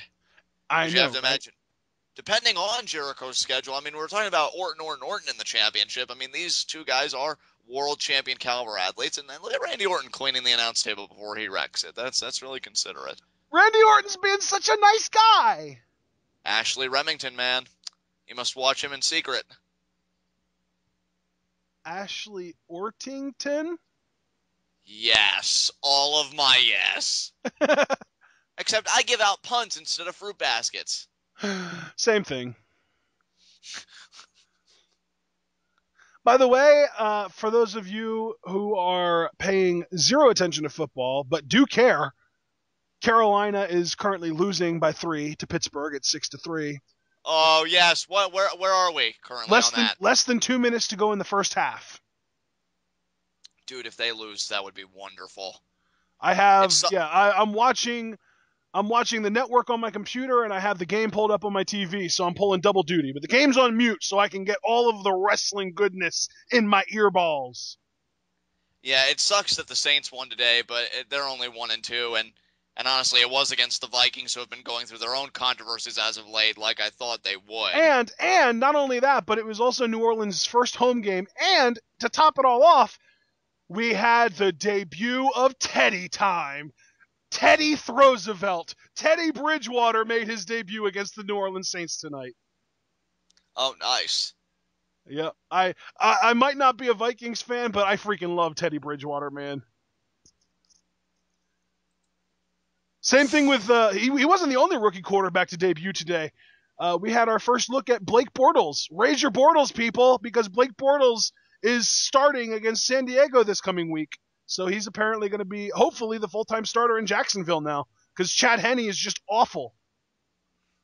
I just really hope, dude, that the Falcons have similar luck against the Vikings next week, because if the Panthers lose here and we can beat the Vikings... Power slam! Orton power slam! I only got 2 for it, though. But Orton is just... The fluidity of his offense is just second to none. So but anyway, that's the Vikings haven't won since week 1. In week 1, they beat the Rams pretty bad. Week 2, they got pretty well dominated by the Patriots, and week 3 they lost to the Saints. But it was the Saints' home opener, so of course they're going to win that game no matter who it's against. But yeah, back to the match here. Orton goes for the jumping knee. Jericho dodges and gets a nice drop kick on Orton while he's still on his knees. Orton trying to recover in the corner, but Jericho gets the clothesline in the corner and now the forearms. Irish whip in the other corner. Orton caught him though. Oh, but Jericho, look at the agility there. Jericho able to land like a cat on the apron. And now going to the top rope. Could be a double sledge. Maybe a crossbody. Or crossbody. That's what I was going to say. Or a crossbody, because he's been using that a lot lately. No, he just did the sledge. Now Jericho pumping himself up. He's so pumped. And there you got the Bulldog. Go over that lion salt. Oh, man. Oh, so close to what you predicted, because Orton got on his feet. I'm like, no way is he going to do it. And no, backbreaker. Nice. Yeah, the only way for Orton to hit Jericho out of the lion salt, he would have to roll towards him. Because when Jericho's coming down, his head is facing the ropes that he jumped off of. Right. So Orton would have to literally roll into the ropes that Jericho jumped off of. Oh! Is he going to get it here? Nope. Never mind. Dang it! Orton does kick out. I mean, missed RKO, lion salt kick out. Yeah, but I don't think Jericho's going to go for another lion salt. He already went to the well twice and connected once. He's a veteran. He knows not to go to the well one too many times. Yeah, I think the next stop is Codebreaker. Yep. Or Walls of Jericho. Could be the triangle. Or kick to the face. Jericho. Oh, look at that. Look at that. Orton had that scouted, able to slide in, and now he's got Jericho DDT, set up with a DDT. Brilliant. Yeah, that's one move that Jericho might want to rethink, because he uses that in almost every single match, even when it's unnecessary. Maybe he won't have to go over the walls, but the leg strength of Orton. Yeah, Orton's got freaking tree trunks for legs. He's clearly somebody that does not skip leg day. Oh, man, he just sent Jericho into the ring post, and look at Jericho's positioning. If Orton was going to bring back the punt, now is the time. Oh, man, he's eyeing him up. I mean, yeah, Jericho's perfectly placed, dude. He's in the other side, so Orton would have to go to that corner. Is Orton going to show remorse, John? No, there is no remorse in the heart of Randy Orton. Just utter blackness, if you ask me. But, clearly you weren't around in 2012. Oh, yeah, when he had that huge face run, yeah. Yeah, Jericho is in perfect position. I think Orton's going to do it, dude. I think Orton's going to go for the freaking punt. I think he is. He is! He's backing up, dude! Oh, here we go. Oh, my God. I don't think he's going to hit it this time, though. He might go back to the well later in the match, but I don't think he's going to connect on this one. Oh, man, I'm just glad that he's thinking to use it, because that is actually one of the only moves I think could beat Lesnar. And doesn't connect. You were right. Damn it. Oh, wow. Holy crap. Cole's commentary is on point right now. He's saving himself. And there's the walls of Jericho in the middle of the ring. Yeah, but it's not the Lion Tamer, so Orton's not going to tap out. Chris locks this version in when he knows his opponent is going to play with it, when he's going to work out of it or roll out of it or crawl away from it. Like, this is Jericho's flexible version. When he gets that knee into your neck, though, it's over. Right.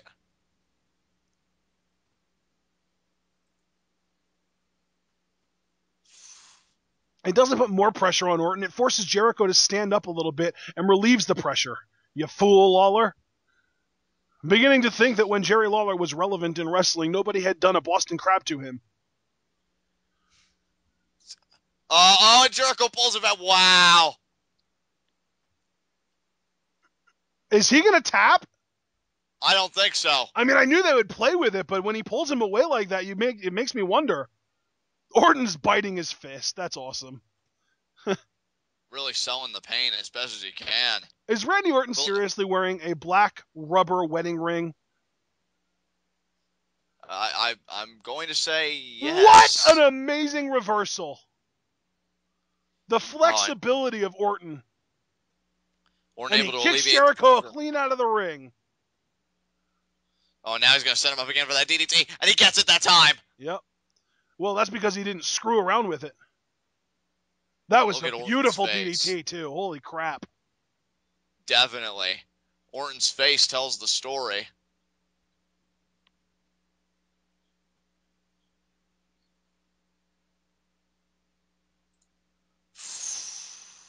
What a great sequence, though. Yeah, this match. It's definitely stepping up to the plate. Definitely. It's not quite on the level of Sheamus Cesaro yet, but it is definitely at least making a run at the match of the night contendership. Right, right. And if this match was meant to really establish Orton as a contender somehow, I'd say they're doing pretty well in that endeavor for the moment. Yeah.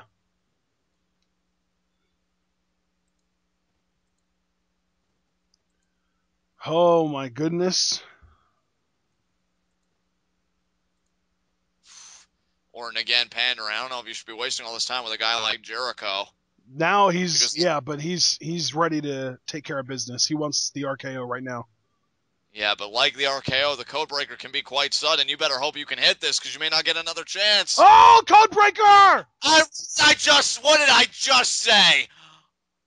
He kicked out! Oh, I know, he died. Oh, wow. Wow. Holy crap, dude. Is Jericho bleeding under his chin? He may be. Is that just a scab, or is he bleeding? I can't tell. There's actually, it might be a scab. Yeah, it's weird. I didn't notice it before, though. Wow. Oh, apparently he had stitches the other night on his chin. I think I heard "This is awesome" chants, if only faintly. Hey, you might have. Yeah, I hear it. Nice. Is Jericho, are we going to see an RKO off the top rope or in midair? Possibly, yes. It's a shame Jericho won't. I think that if he does hit that, though, it'll be the end of the match. That'll put it away for sure.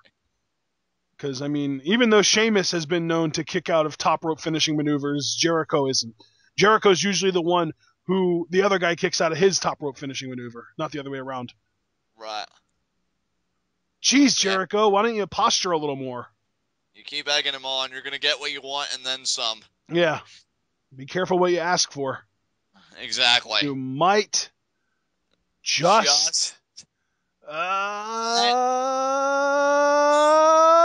get it! Yeah! There it is! Way to pose!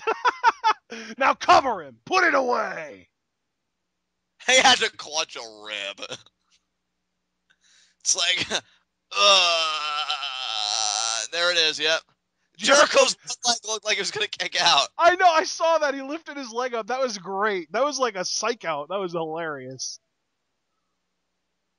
And it looks like Pittsburgh just got another field goal. They are now up by 6 at the end of the first half.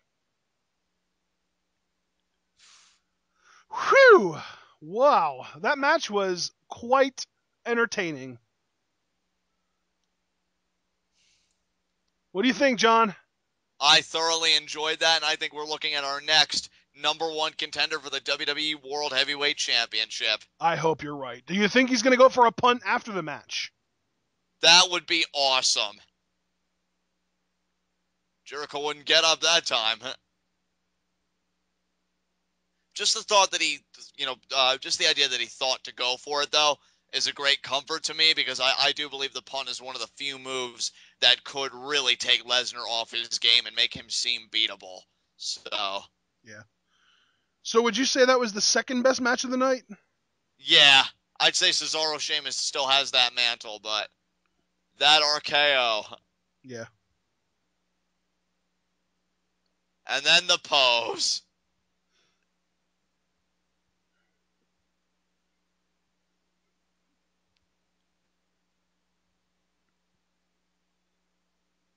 And the commentary really building Orton up. I think he's going to do it, dude. I think Lesnar and Orton are on the road for a collision here.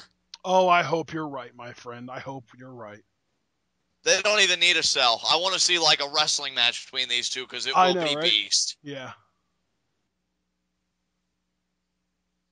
just F5 into an RKO just burned into my mind would be the greatest thing ever.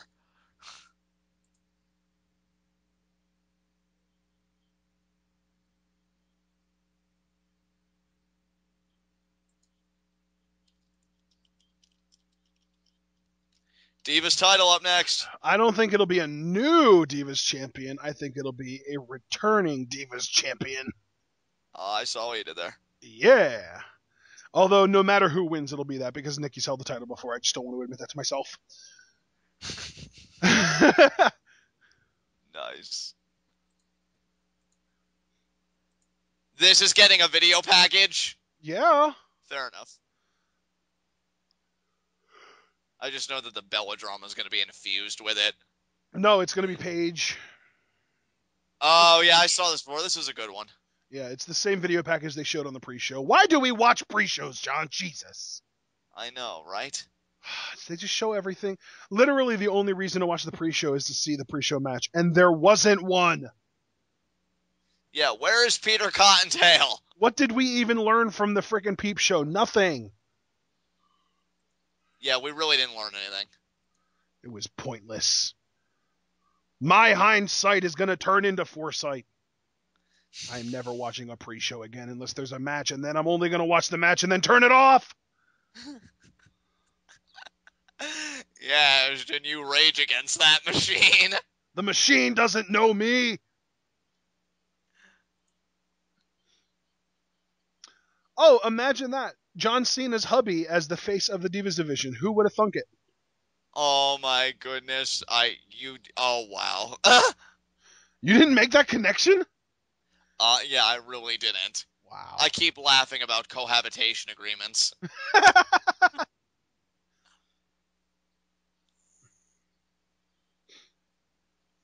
Man, I know Nikki Bella totally attacked Brie Bella that time, but she really tossed Stephanie McMahon pretty hard. Yeah. Oh, dude, if Nikki Bella wins the Divas Championship. Oh, stop it. She's not going to. Yeah, just like at least you personally thought that Ziggler was going to retain the IC title. We've been wrong, dude. And just yeah, like we but both thought there's no rule for the Dolph Ziggler match, and there was no rule for the Usos match. But there is totally a rule for this. Divas title cannot be on a total diva. That's it. I hope you're right. Because right now, that's kind of looking like the same territory as LOL Usos win. It's not. Hi, Brie. Why are you talking? Why is she wearing plaid? I don't know. Eco-friendly. More importantly, why does she promote Brie mode like it's a good thing? It's literally what she turns into when she's drunk. Or maybe Brie is wearing plaid because she supports Scottish independence. Or maybe it's a lumberjack thing because of her husband. Maybe. But she's also wearing leather, so she's also supporting Dean Ambrose. So either she really likes Dean Ambrose and Daniel Bryan, or she really loves the idea of Scottish independence, and she also is anti-cow. All of those things seem like plausible ideas for a fan fiction, so I'm going to keep all that under the cap. But she's also a vegan, so the whole anti-cow thing, maybe not.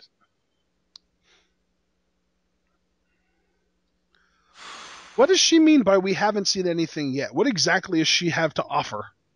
Oh, is Brie going to turn heel and help Nikki win the championship? Oh, that would be so cockamamie and convoluted. I almost brought that up last night on our preview predictions. I was almost like, if Russo was booking this, they would have Brie turn heel and join forces with Nikki and act like this whole angle was just a ruse to get the title back.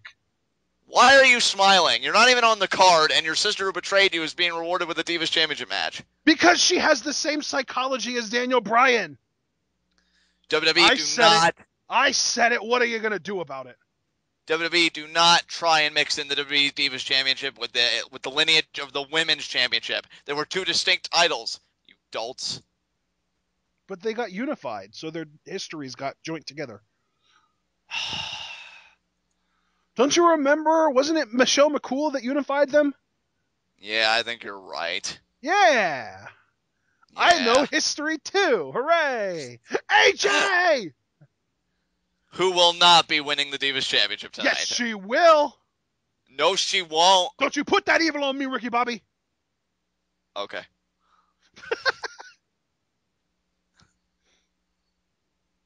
I'm telling you, I just see Paige pinning Nikki. But I think you and I can both agree we'll be using each other's shoulders to cry on if Nikki wins the Divas Championship. Dude, if Nikki wins the Divas Championship, I'm not going to have a shoulder left to cry on because I'm literally going to cut my arms off.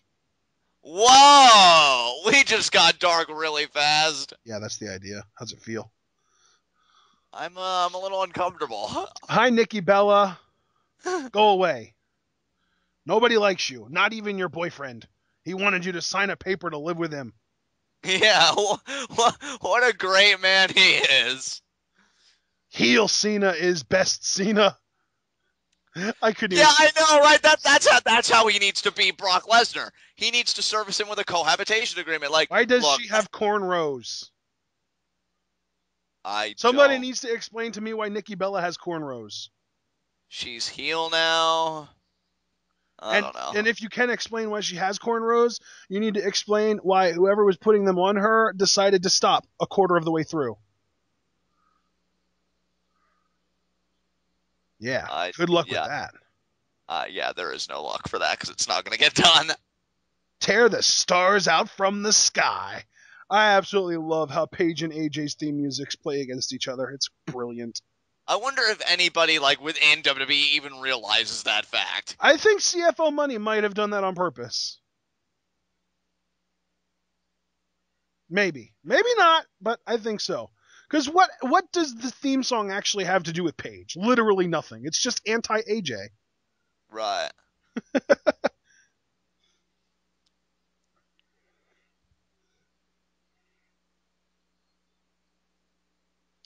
Oh, man. Why am I so nervous about a Divas Championship match? Oh, wait, because for the first time I actually care about women in this division. That's a good feeling to have, though. Yeah. Wow, Nikki, that hairstyle does look awful. I told you. What's the deal with you didn't believe that she had them, did you? You were just like, actually seeing things. No, I did believe it. I just didn't know how the cornrows were done. Like, were they in the front, the back, and just it's really weird. Why are the heels going? Oh yeah, now they're gonna team up. Yeah, that's what I predicted. And Hurricane Run. I thought she was gonna try and go for the Black Widow early. I know, that would have been amazing. Wheelbarrow into the victory. You watch, dude. We've been building this match up this whole time as Brie Bella is gonna decide the winner. She's not even gonna be involved in this match. You watch. Right? Yeah, because she already had the promo, which took some of the mystique out of it already. Damn it. Oh, really? Crowd, you suck. Well, Nikki Bella is on offense. Can you blame them? They're chanting for AJ's hubby. He's never coming back. Speaking of which, I was actually thinking about that earlier. Just think back, how great is it now in hindsight knowing that they ended up married when you think back to the whole I dig crazy chicks storyline? Yeah, really. That's just like... mind blowing. Yeah, looking back on those promos now, it's probably like hint, hint, wink, wink, nudge, nudge. What are you doing after the show? Yeah. Is Nikki Bella going for a cross? And she did. Wow. Yeah. Cross arm breaker by Nikki Bella. And horrible form. Absolutely awful form. I may not have been the biggest Alberto Del Rio fan, but that was one of my favorite parts of Alberto Del Rio was his finisher. Dude, she's literally laying on the ground. That's not how you do an arm breaker. You're supposed to lift your frickin' hips up. You're trying to break their shoulder. Jesus. Wow. It's like when The Miz does the figure four. At least we have Dolph Ziggler to show us how to do maneuvers properly. I know, right? How to do them and how to sell them properly. Well, AJ is pretty proud of herself. Can you blame her? No, I cannot. She may be a future Divas champion. 3-time Divas champion if she secures it tonight. Paige is asking for time. What the heck? They should hug it out. They should. Well, maybe not. What? Why is she asking for a kiss on the hand? Because they're weird with each other. I don't know. Yeah, this is one of the strangest relationships WWE's had since Trish and Nikki, I would say. Yeah, I mean, I always gave WWE credit because I'm like, well, you know, in TNA we have time-traveling lesbians with Winter and Angelina Love. But WWE Time would never traveling be lesbian like, vampires. Don't forget about that part. yeah, I always forget the vampire part.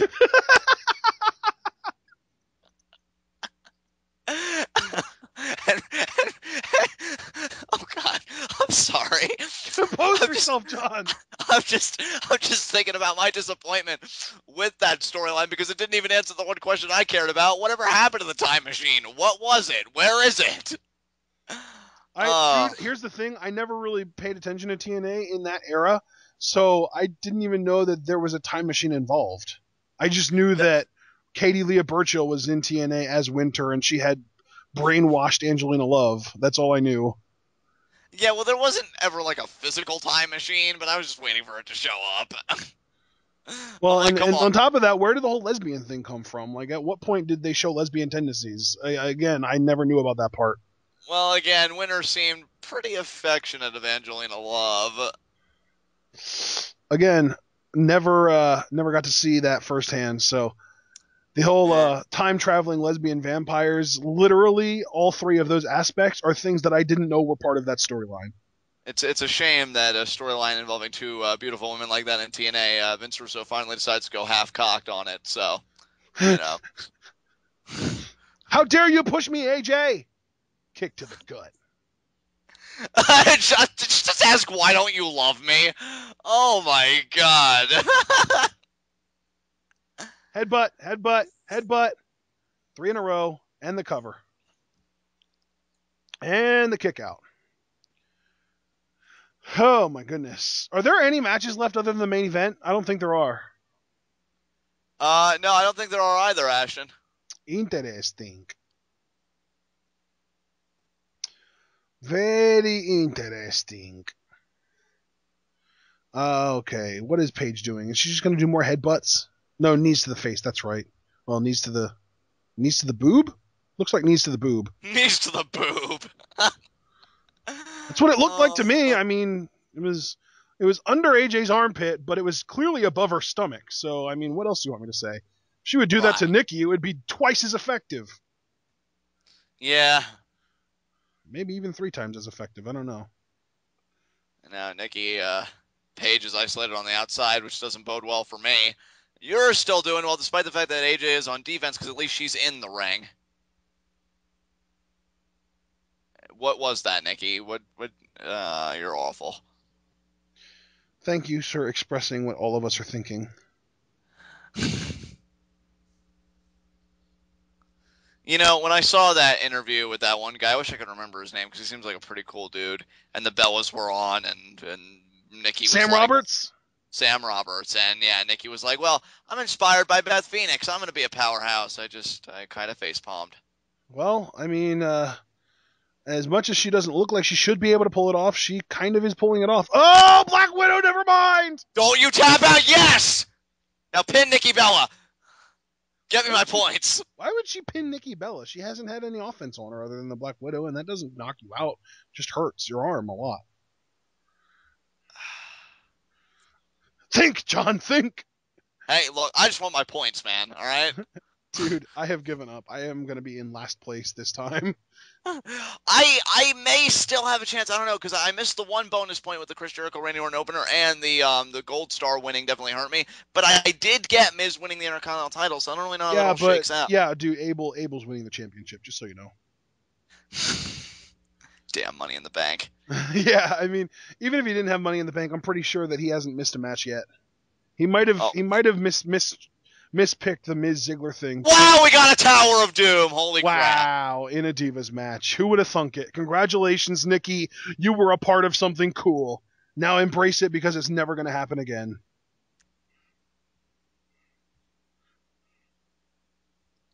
Oh, man.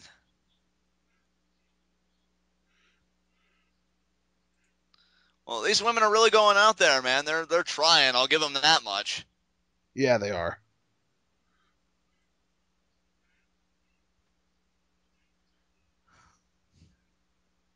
All this talk about Vince Russo, and now I'm just kind of laughing to myself thinking, man, what if Brie really did turn heel? Oh, God, don't do that. Nikki. We did it! Get it, Paige. Get it. Damn it. No. Enziguri? No. No. Oh, God. No. Back attack. I said no. Crap. Where's AJ? AJ, please. There she is. Good. You're welcome, John. I'm not thanking AJ. You should be. What the frick?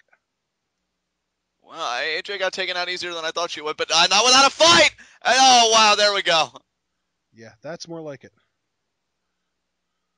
AJ is nobody's bitch. Tell that to Stephanie McMahon. Oh, speaking of Stephanie, that's another thing, too. Oh, Paige is going to tap out, isn't she? Yes, please. Yes. Yes. Hold on. She might hit the the page turner, but I still think she's tapping out. But I was going to say... Tippity, tap out. Powering out. Crap. Page turn. No. Oh, she's tapping. Yeah, it's over. Wow. Yes. Yes. AJ wins. Yes. I told you. I got one right, and it's the only one that nobody agreed with me on. Nice. Wow. Woohoo! So She got her baby back. That was pretty much your Miz match. Wow. Because nobody agreed with you on that. You stuck with your guns on AJ. I was convinced Paige was going to win. And there you go. It's like I said last night. All signs point to AJ, and I called it. Oh, wow. That was a hard bump on the outside, too. Damn.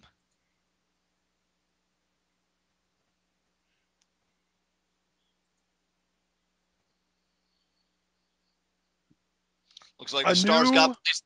What? No, I was going to say, looks like the stars got placed back in the sky. Heck yes, they did. AJ, 3-time Divas champion. Yup. She might have the most net days as Divas champion now, too. Definitely. I think it's possible. Let me. Hey, you know what? TwitWow is research, so I'm looking it up. Well, guys, I know when I'm wrong, and Ashton got me there. Wow, new Divas champion, which brings our total to 3 title changes tonight. Yep.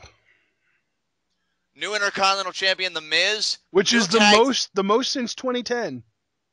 Yeah. New Tag Team Champions, Gold Star, and now AJ is the Divas Champion. Sheamus is still the U.S. Champion, and with our main event of the evening, I don't expect a title change there whatsoever.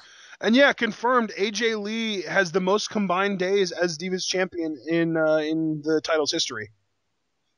Wow. Nikki Bella is second last. Apparently Jillian Hall held the title for less than a day. Yeah, she had a very brief reign. And Nikki Bella held it for a grand total of 6 days. So, yeah. And now AJ is now only the second 3-time Divas champion in the title's history. The first being Eve Torres. Oh, wow, Eve. I would have thought Michelle McCool or Beth Phoenix or something, but yeah, wow. Michelle was 2-time. Beth was only one. She only ever held the title the one time when she was in the Divas of Doom. Oh, okay. They lost every match except for Beth Phoenix's title matches. Now let's get Big Show's reaction to Mark Henry's failing 318 million Americans. Man, it's too late for that to matter. It's past. The moment is gone.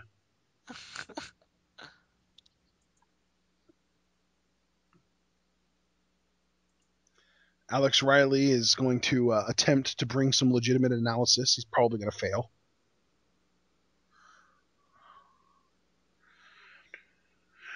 Okay, so maybe he is bringing up some decent points. Congratulations, Alex Riley. I like it. Wow. I know, right? Wacky.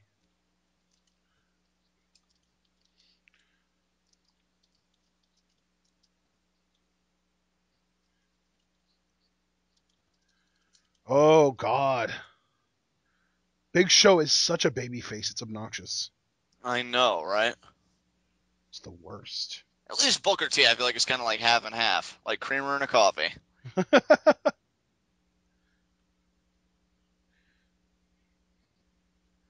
Now I'm excited for this match, and you know why, Ashton? Just the whole story element. When sooner we get here, the better. Notice something, though, John. We didn't have any matches tonight other than what was announced. No bonus matches at all. No filler matches. Not even a pre-show match. I kind of like that, though. I mean, in a way, I would have liked a kickoff match, but here we go. You don't care about a kickoff match. You just really wanted to see the Bunny compete. You're right. Exposed. The kickoff match would have been anything but the Bunny. You would have been disappointed by it. Yeah, probably.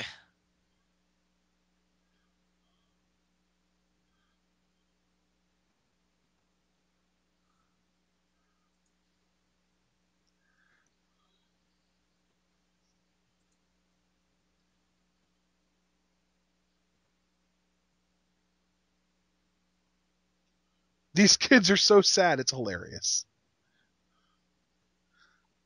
Here we go, dude. Main event. Your main event of the evening. I'm excited for this. You know what, dude? Even though AJ won via submission, Nikki Bella wasn't even involved in the decision. She made freaking Paige tap out. I know. Crazy.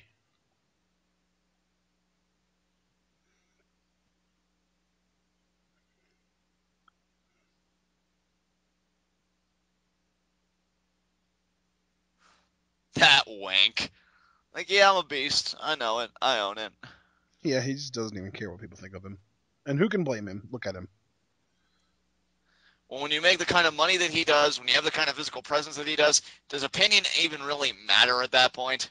Does opinion even really exist at that point? Yeah, really. Opinions literally become objective and objectively wrong in this case. Right? Yeah. You sound so unsure.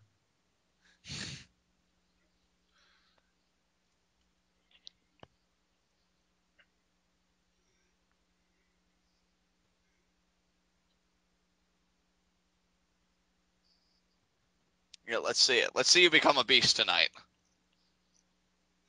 Good luck with that. But I still have so many shirts to sell. Hit me! Come on, I want you to do it. Come on, hit me! Hit me! Joker, man, I'm telling you, I love it.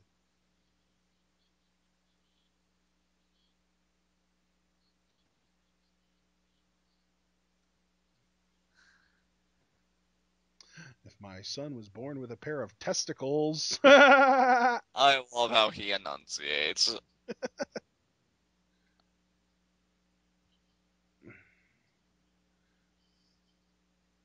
You know what, John?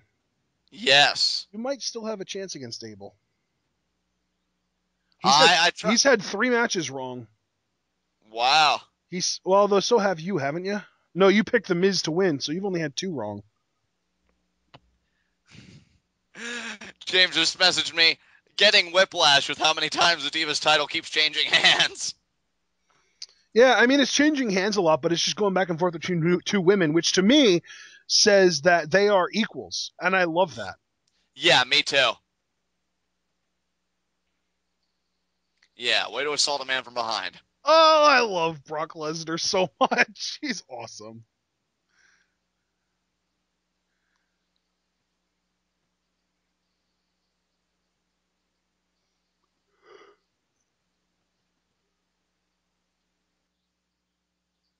It's like the WWE says that they're in the business of putting smiles on people's faces.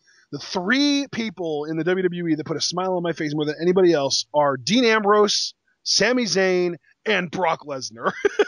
That's a nice trio, man.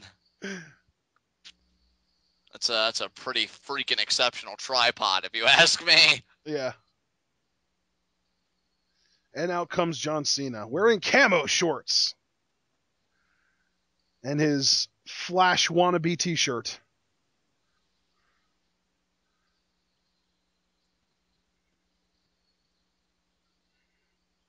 Can you see John Cena, John?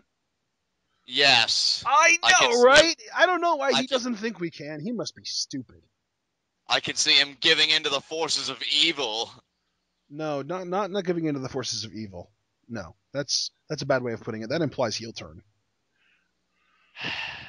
Just giving into his lesser desires.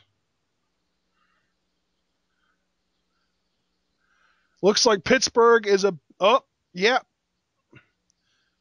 Well, they were lined up, and then a Carolina player jumped offside, so I'm pretty sure they're going to get an extra 5 yards, and they might end up getting a first down out of it. But regardless, they're in position to go up by 9 rather than only being up by 6. And I'm only saying this because all we're getting right now is a John Cena towel shill, and I don't think anyone cares about us commentating that. I love those towels. In an ironic way? No. Just not at all. Not at all. So in a sarcastic way? Yes. Gotcha. Understandable. Turn off the horns. I want to hear zoom, doom, do, doom, doom. Come on. Screw the brass section. I want percussion.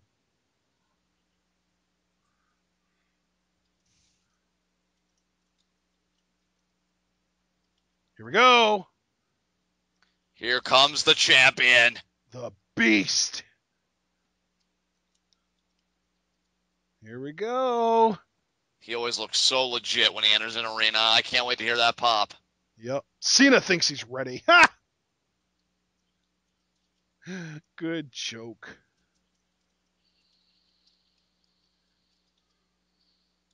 There it is. Listen to the pop, dude. Everybody loves Lesnar. I know. Doom, doom, doom, doom, doom, doom, doom, doom. Boom. Oh, God! This music gets me so pumped. Wearing the belt like a proper belt. I love it. He brings credibility to the title just by doing that. Exactly. He treats it with the respect it deserves. Not wearing it around his neck like a tool.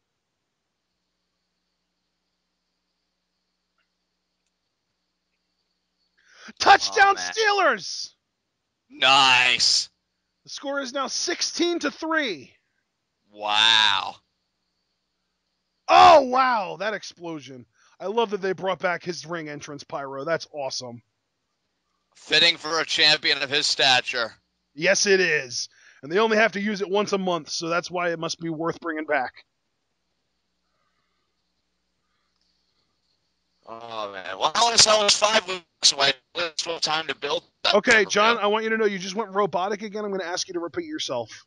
I said we have 5 weeks to Hell in a Cell, so we have time to build that pay-per-view. Oh, crap. WWE does awful when they have such a long time to build. That's what we had this time. We had 5 weeks to build to this pay-per-view, and the build was awful. But, of course, the pay-per-view is going to be awesome because they want people to buy the network, so they're going to put on a good network product. West Newbury, Mass. A.K.A. And about to get mauled. Prepville.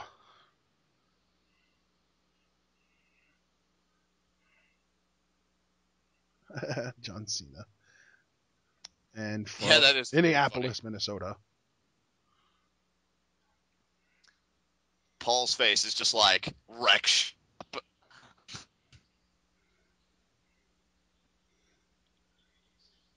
I like the way Paul says it better. I don't like WWE World Heavyweight Champion nearly as much as I like WWE Heavyweight Champion of the World. That's just so much more awesome. Yeah. I mean, it's a little bit more wordy, but not much. It's literally just one more word and rearranged.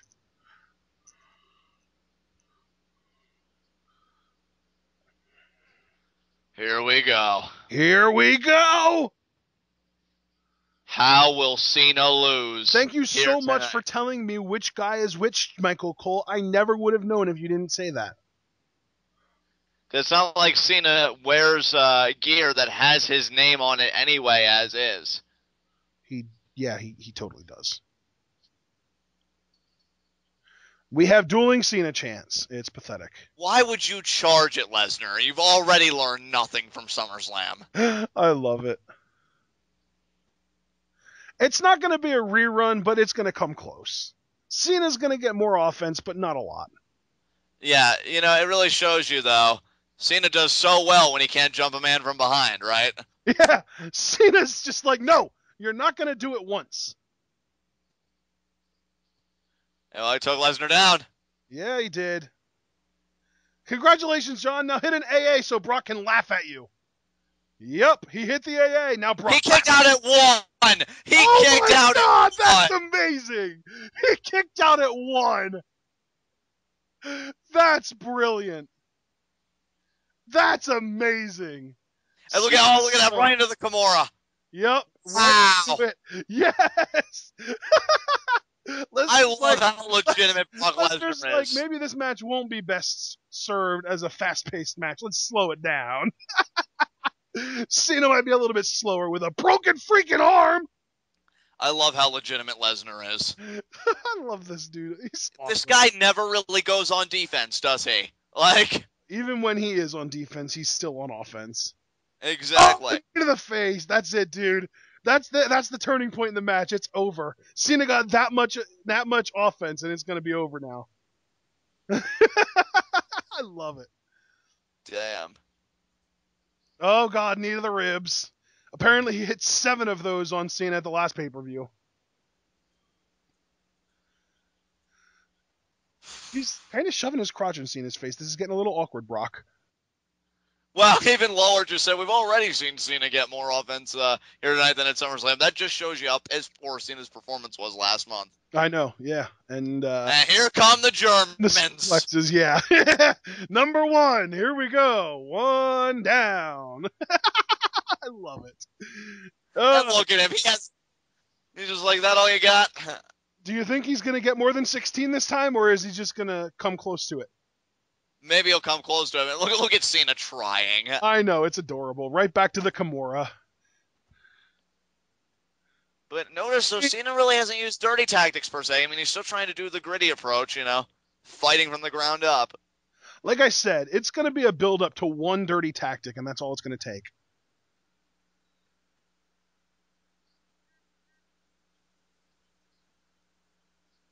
I bet you were, Cole. I bet you soiled your suit. Maybe just a little. Going back the 3rd time. He's going to break his arm. Sorry, my mean streak is coming out. What did you say? I didn't even hear you. Said break the damn arm. Oh, yeah. Yeah, you're starting to break up a little bit. Hopefully it doesn't become too much of a problem. Yeah, because we're right at the main event.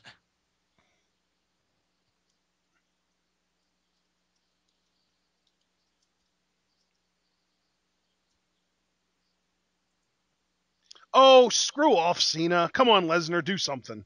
Why are you even trying, dude? And there's another one. Yes, suplex number 2. I'm keeping count this time. I'm ahead of the game. Number 2. The WWE needs to have a German counter at the bottom of the screen. Like what South Park did that one episode with their shit counter. They really should. It would be brilliant.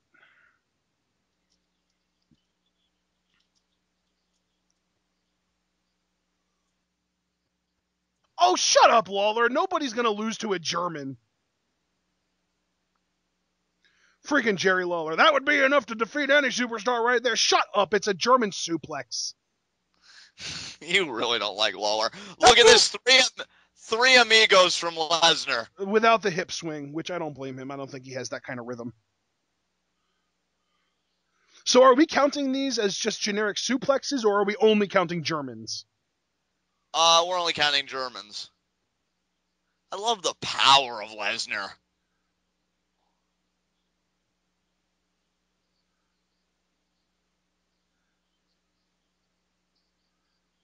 Oh, my goodness. Brock was super angry at the ref because he was trying to pin Cena, but he was literally lifting his head and shoulders off the canvas at the same time. Brock's got a little bit of Scott Steiner in him, and I love it. Yeah! You're so right. Oh, man.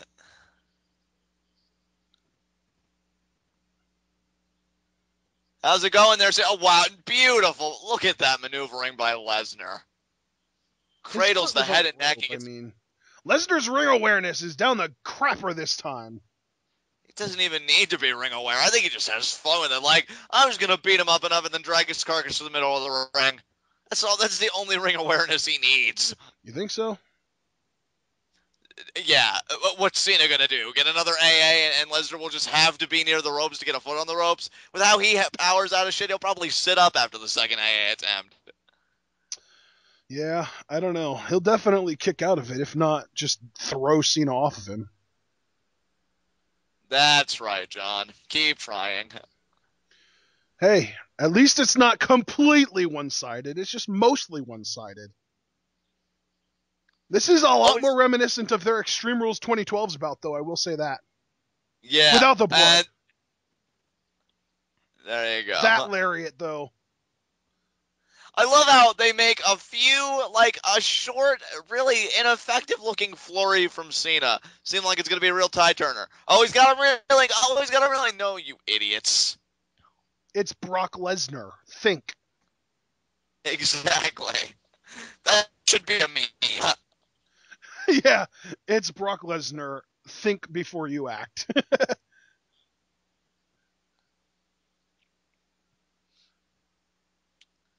Well, you have to use Lesnar to get back up. Well, he's trying to lift Lesnar's leg up to do something to him, but that's just stupid because he exposed his back pretty quickly. Yeah, how'd that work out for you, John? He exposed his back and his game plan. Back to the Kimura, and Cena gets the rope. What is Cena going to do if Lesnar gets the Kimura in the middle of the ring? Have his arm broken? Dude, Lesnar broke the streak. What if he's the first guy to make this version of Cena tap? Dude! Nobody thought of that! Crap, that could have been so many points for us. Shit! Where was this Ashton last night? I would have signed on with you. Oh, this isn't even a German suplex. This is just a belly-to-belly throw. I'm telling you, it's like he took Steiner's Royal Rumble 2002 matchup against Triple H, and he's like, I could do the same thing, but make it entertaining. Better. Yeah, exactly. I love it. Oh, I'm telling you, those two, Scott Steiner and Brock Lesnar, I want them as tag team champions. Put them on TNA because you know that's the only way it would happen. Steiner wouldn't even have to do it. Steiner would be the mouthpiece. Steiner would do the talking, and Lesnar would do the ring work, and we would just be set. And Lesnar would lug around both titles and just be like, yeah. Oh my god, just imagining that team now just makes me happy. Scott, say something stupid. We're going to kick your fat asses. I said stupid. That's brilliant. And you two Dudley boys like a pig or slob. Scott, what was that? That wasn't even English. It's Spanglish. Mexico North. Scott, we're meant to be. Thanks, Brocky. He would call him Brocky because that's just something I imagine Scott Steiner doing. And then Paul would just be sitting in a chair somewhere doing the finger pyramid of doom. No, he would literally just have his head in his hands. And be like, well, it's making me money at least. Yeah, I mean, he is a promoter first. Oh, yeah, right in the kidney. You pissed that blood, Cena. You pissed that blood. That wasn't even in the kidney. It was in the shoulder blade. Give it time. You think that his shoulder blade is just going to work its way down to his kidney? Yes. Oh, my God, John. Because Brock Lesnar hits with such force, it even makes Chuck Norris feel intimidated. Chuck Norris, yeah. I mean, they say that under Chuck Norris's beard is only another fist, but I think that Brock Lesnar would even block that punch. Exactly. He'd break that arm with the Kimura. Oh, Cena's throwing elbows! Oh my god, elbows! Oh my god, everyone, it's the comeback of the... Oh, get the fuck out of here. Cena is seriously, he's gonna go for another AA, isn't he? Yeah. This is exactly why... German number 3! This is exactly why John Cena should have had a backstage segment with Bo Dallas before this match happened. Let me be perfectly clear. That was German number 3, but it was suplex number 7. He's already hit 3 verticals, a belly-to-belly, and 3 Germans. You even put the elbows in slow motion to make them seem more BA than they actually were. Yeah, well, let's look at the live feed. Who's on their knees and standing up, and who's still laying down. Exactly, though I will admit Cena did draw blood. Lesnar's got a nosebleed. Oh, man, we're really Wait till he finds out about that. We're really going to have to get all the doctors on that, please. Even a school nurse would scoff at that. Go back to class. Oh, God. One really great thing about See, he knows now. He knows. You said wait till he finds out. He just touched it. Yeah. Oh, man. But, yeah, what I was getting ready to say, one really great thing about Lesnar, if he would, because he's so physical in the ring, if he would happen to get, like, a concussion or something in a match, he only wrestles at pay-per-views. So he has a month to recover from that. It's brilliant. Exactly. Oh, now he's going bare knuckle, dude. Oh, man. Oh, we're talking about an ass whooping. Dude, he just lifts Cena up. He is manhandling Cena like he is a child. I was going to say, you're a child. Yeah, like Cena's trying so hard to resist, but then he realizes it's Brock Lesnar, and he just kind of gives in. And kick out. Oh. And there it is. And set up. Okay, you could sell it a little bit more. I'll forgive you. Make Cena believe you're human. It's okay. Cena just keeps on hulking up, and it's just not working. Was this the start of the miracle? Oh God, Cole, you're worse than usual. He seriously, John, tell me, was I imagining things, or did he seriously just say that?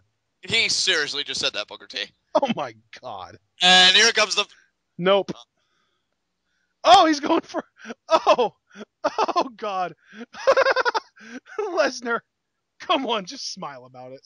This is nothing. I meet Cena on offense the same way I do as the Buccaneers getting points on the board against the Falcons with complete indifference. And that's exactly why that happens. Oh man, he's got Cena's the arm that's closest to the ropes is the one that he's got in the Kimura. So Cena would need to completely rotate Lesnar like 90 degrees in order to reach the rope or drag him across the ring. Actually, I just want to put this into perspective for you since you brought it up to begin with. If John Cena taps out, everybody is going to lose their shit.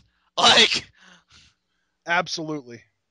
If he taps out, I guarantee you, James is going to blow my face. Oh, come on! Are you serious?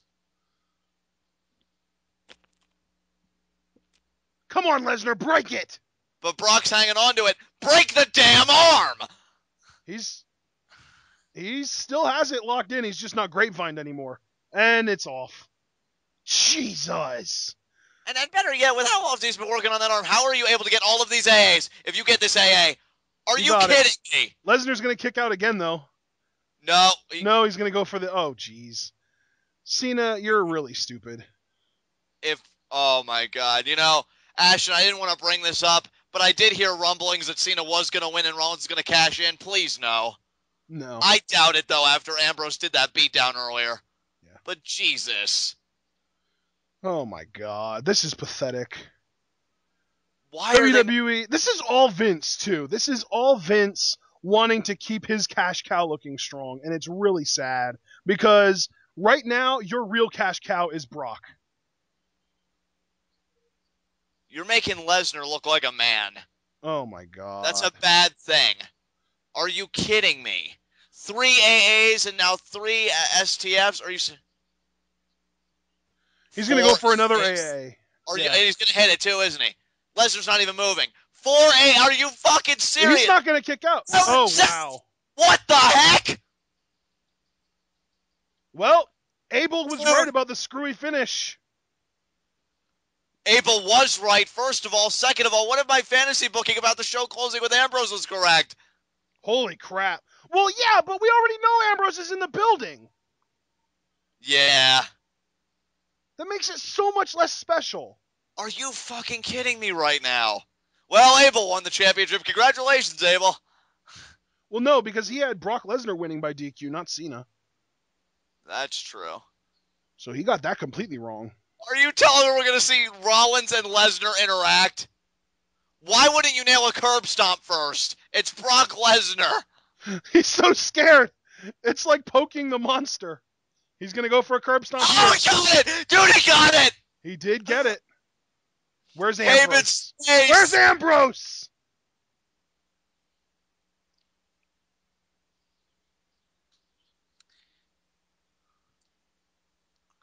Wow, I didn't think... Oh, my God. I didn't think Rollins... Wait for the bell to ring. Wait for the bell to ring.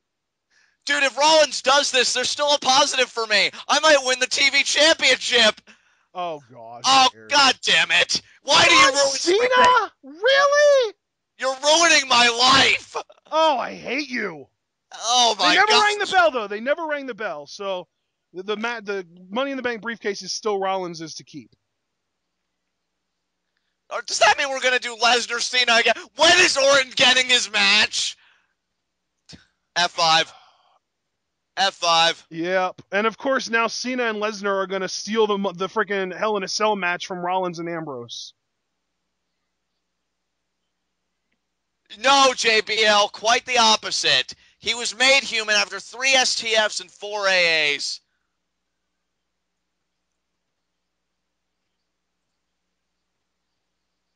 He's not on his feet, JBL, seriously.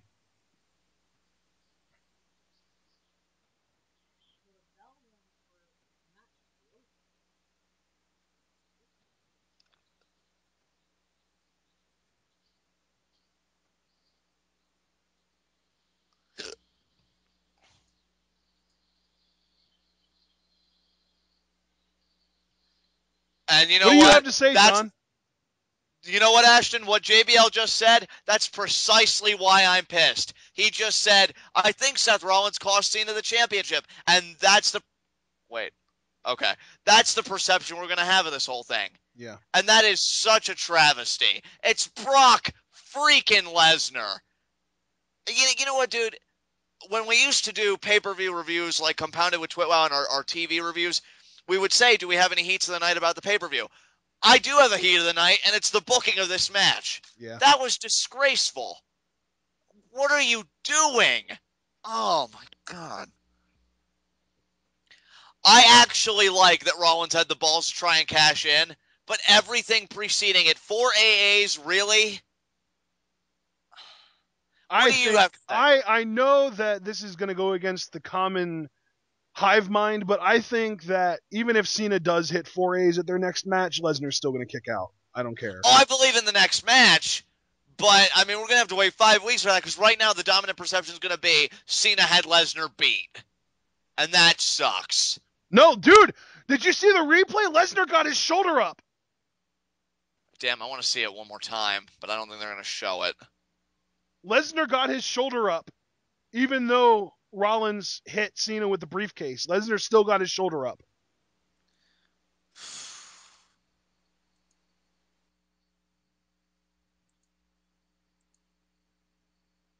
And Cena didn't even do any teases about anything.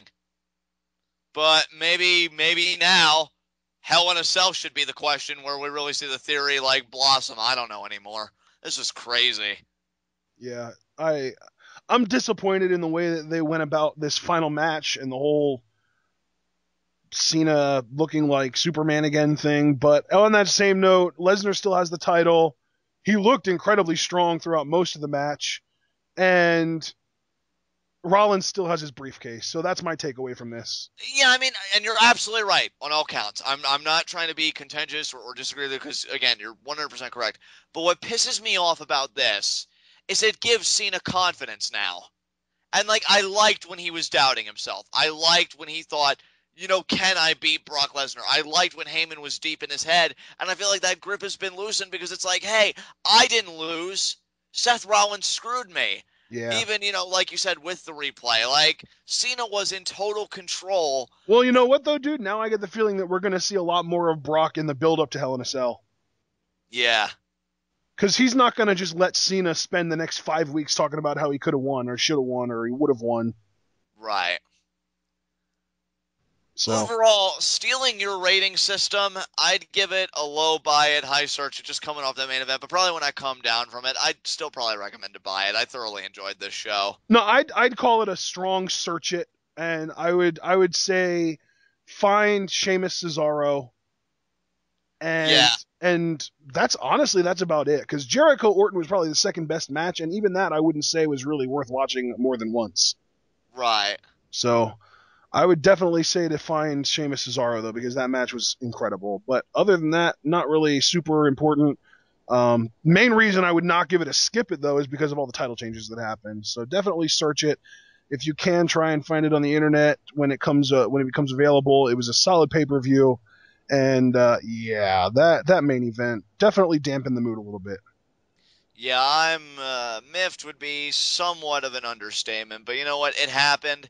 I'm gonna take Ashton's approach. Lesnar's still the champion. Rollins still has his briefcase, but I just really liked where they were going with John Cena, and now it just seems like he's gonna have his confidence back. And if not, well, then I wonder how Hell in a Cell is just all gonna shake out. So, but guys, still a great show. Still had a lot of fun doing live reactions.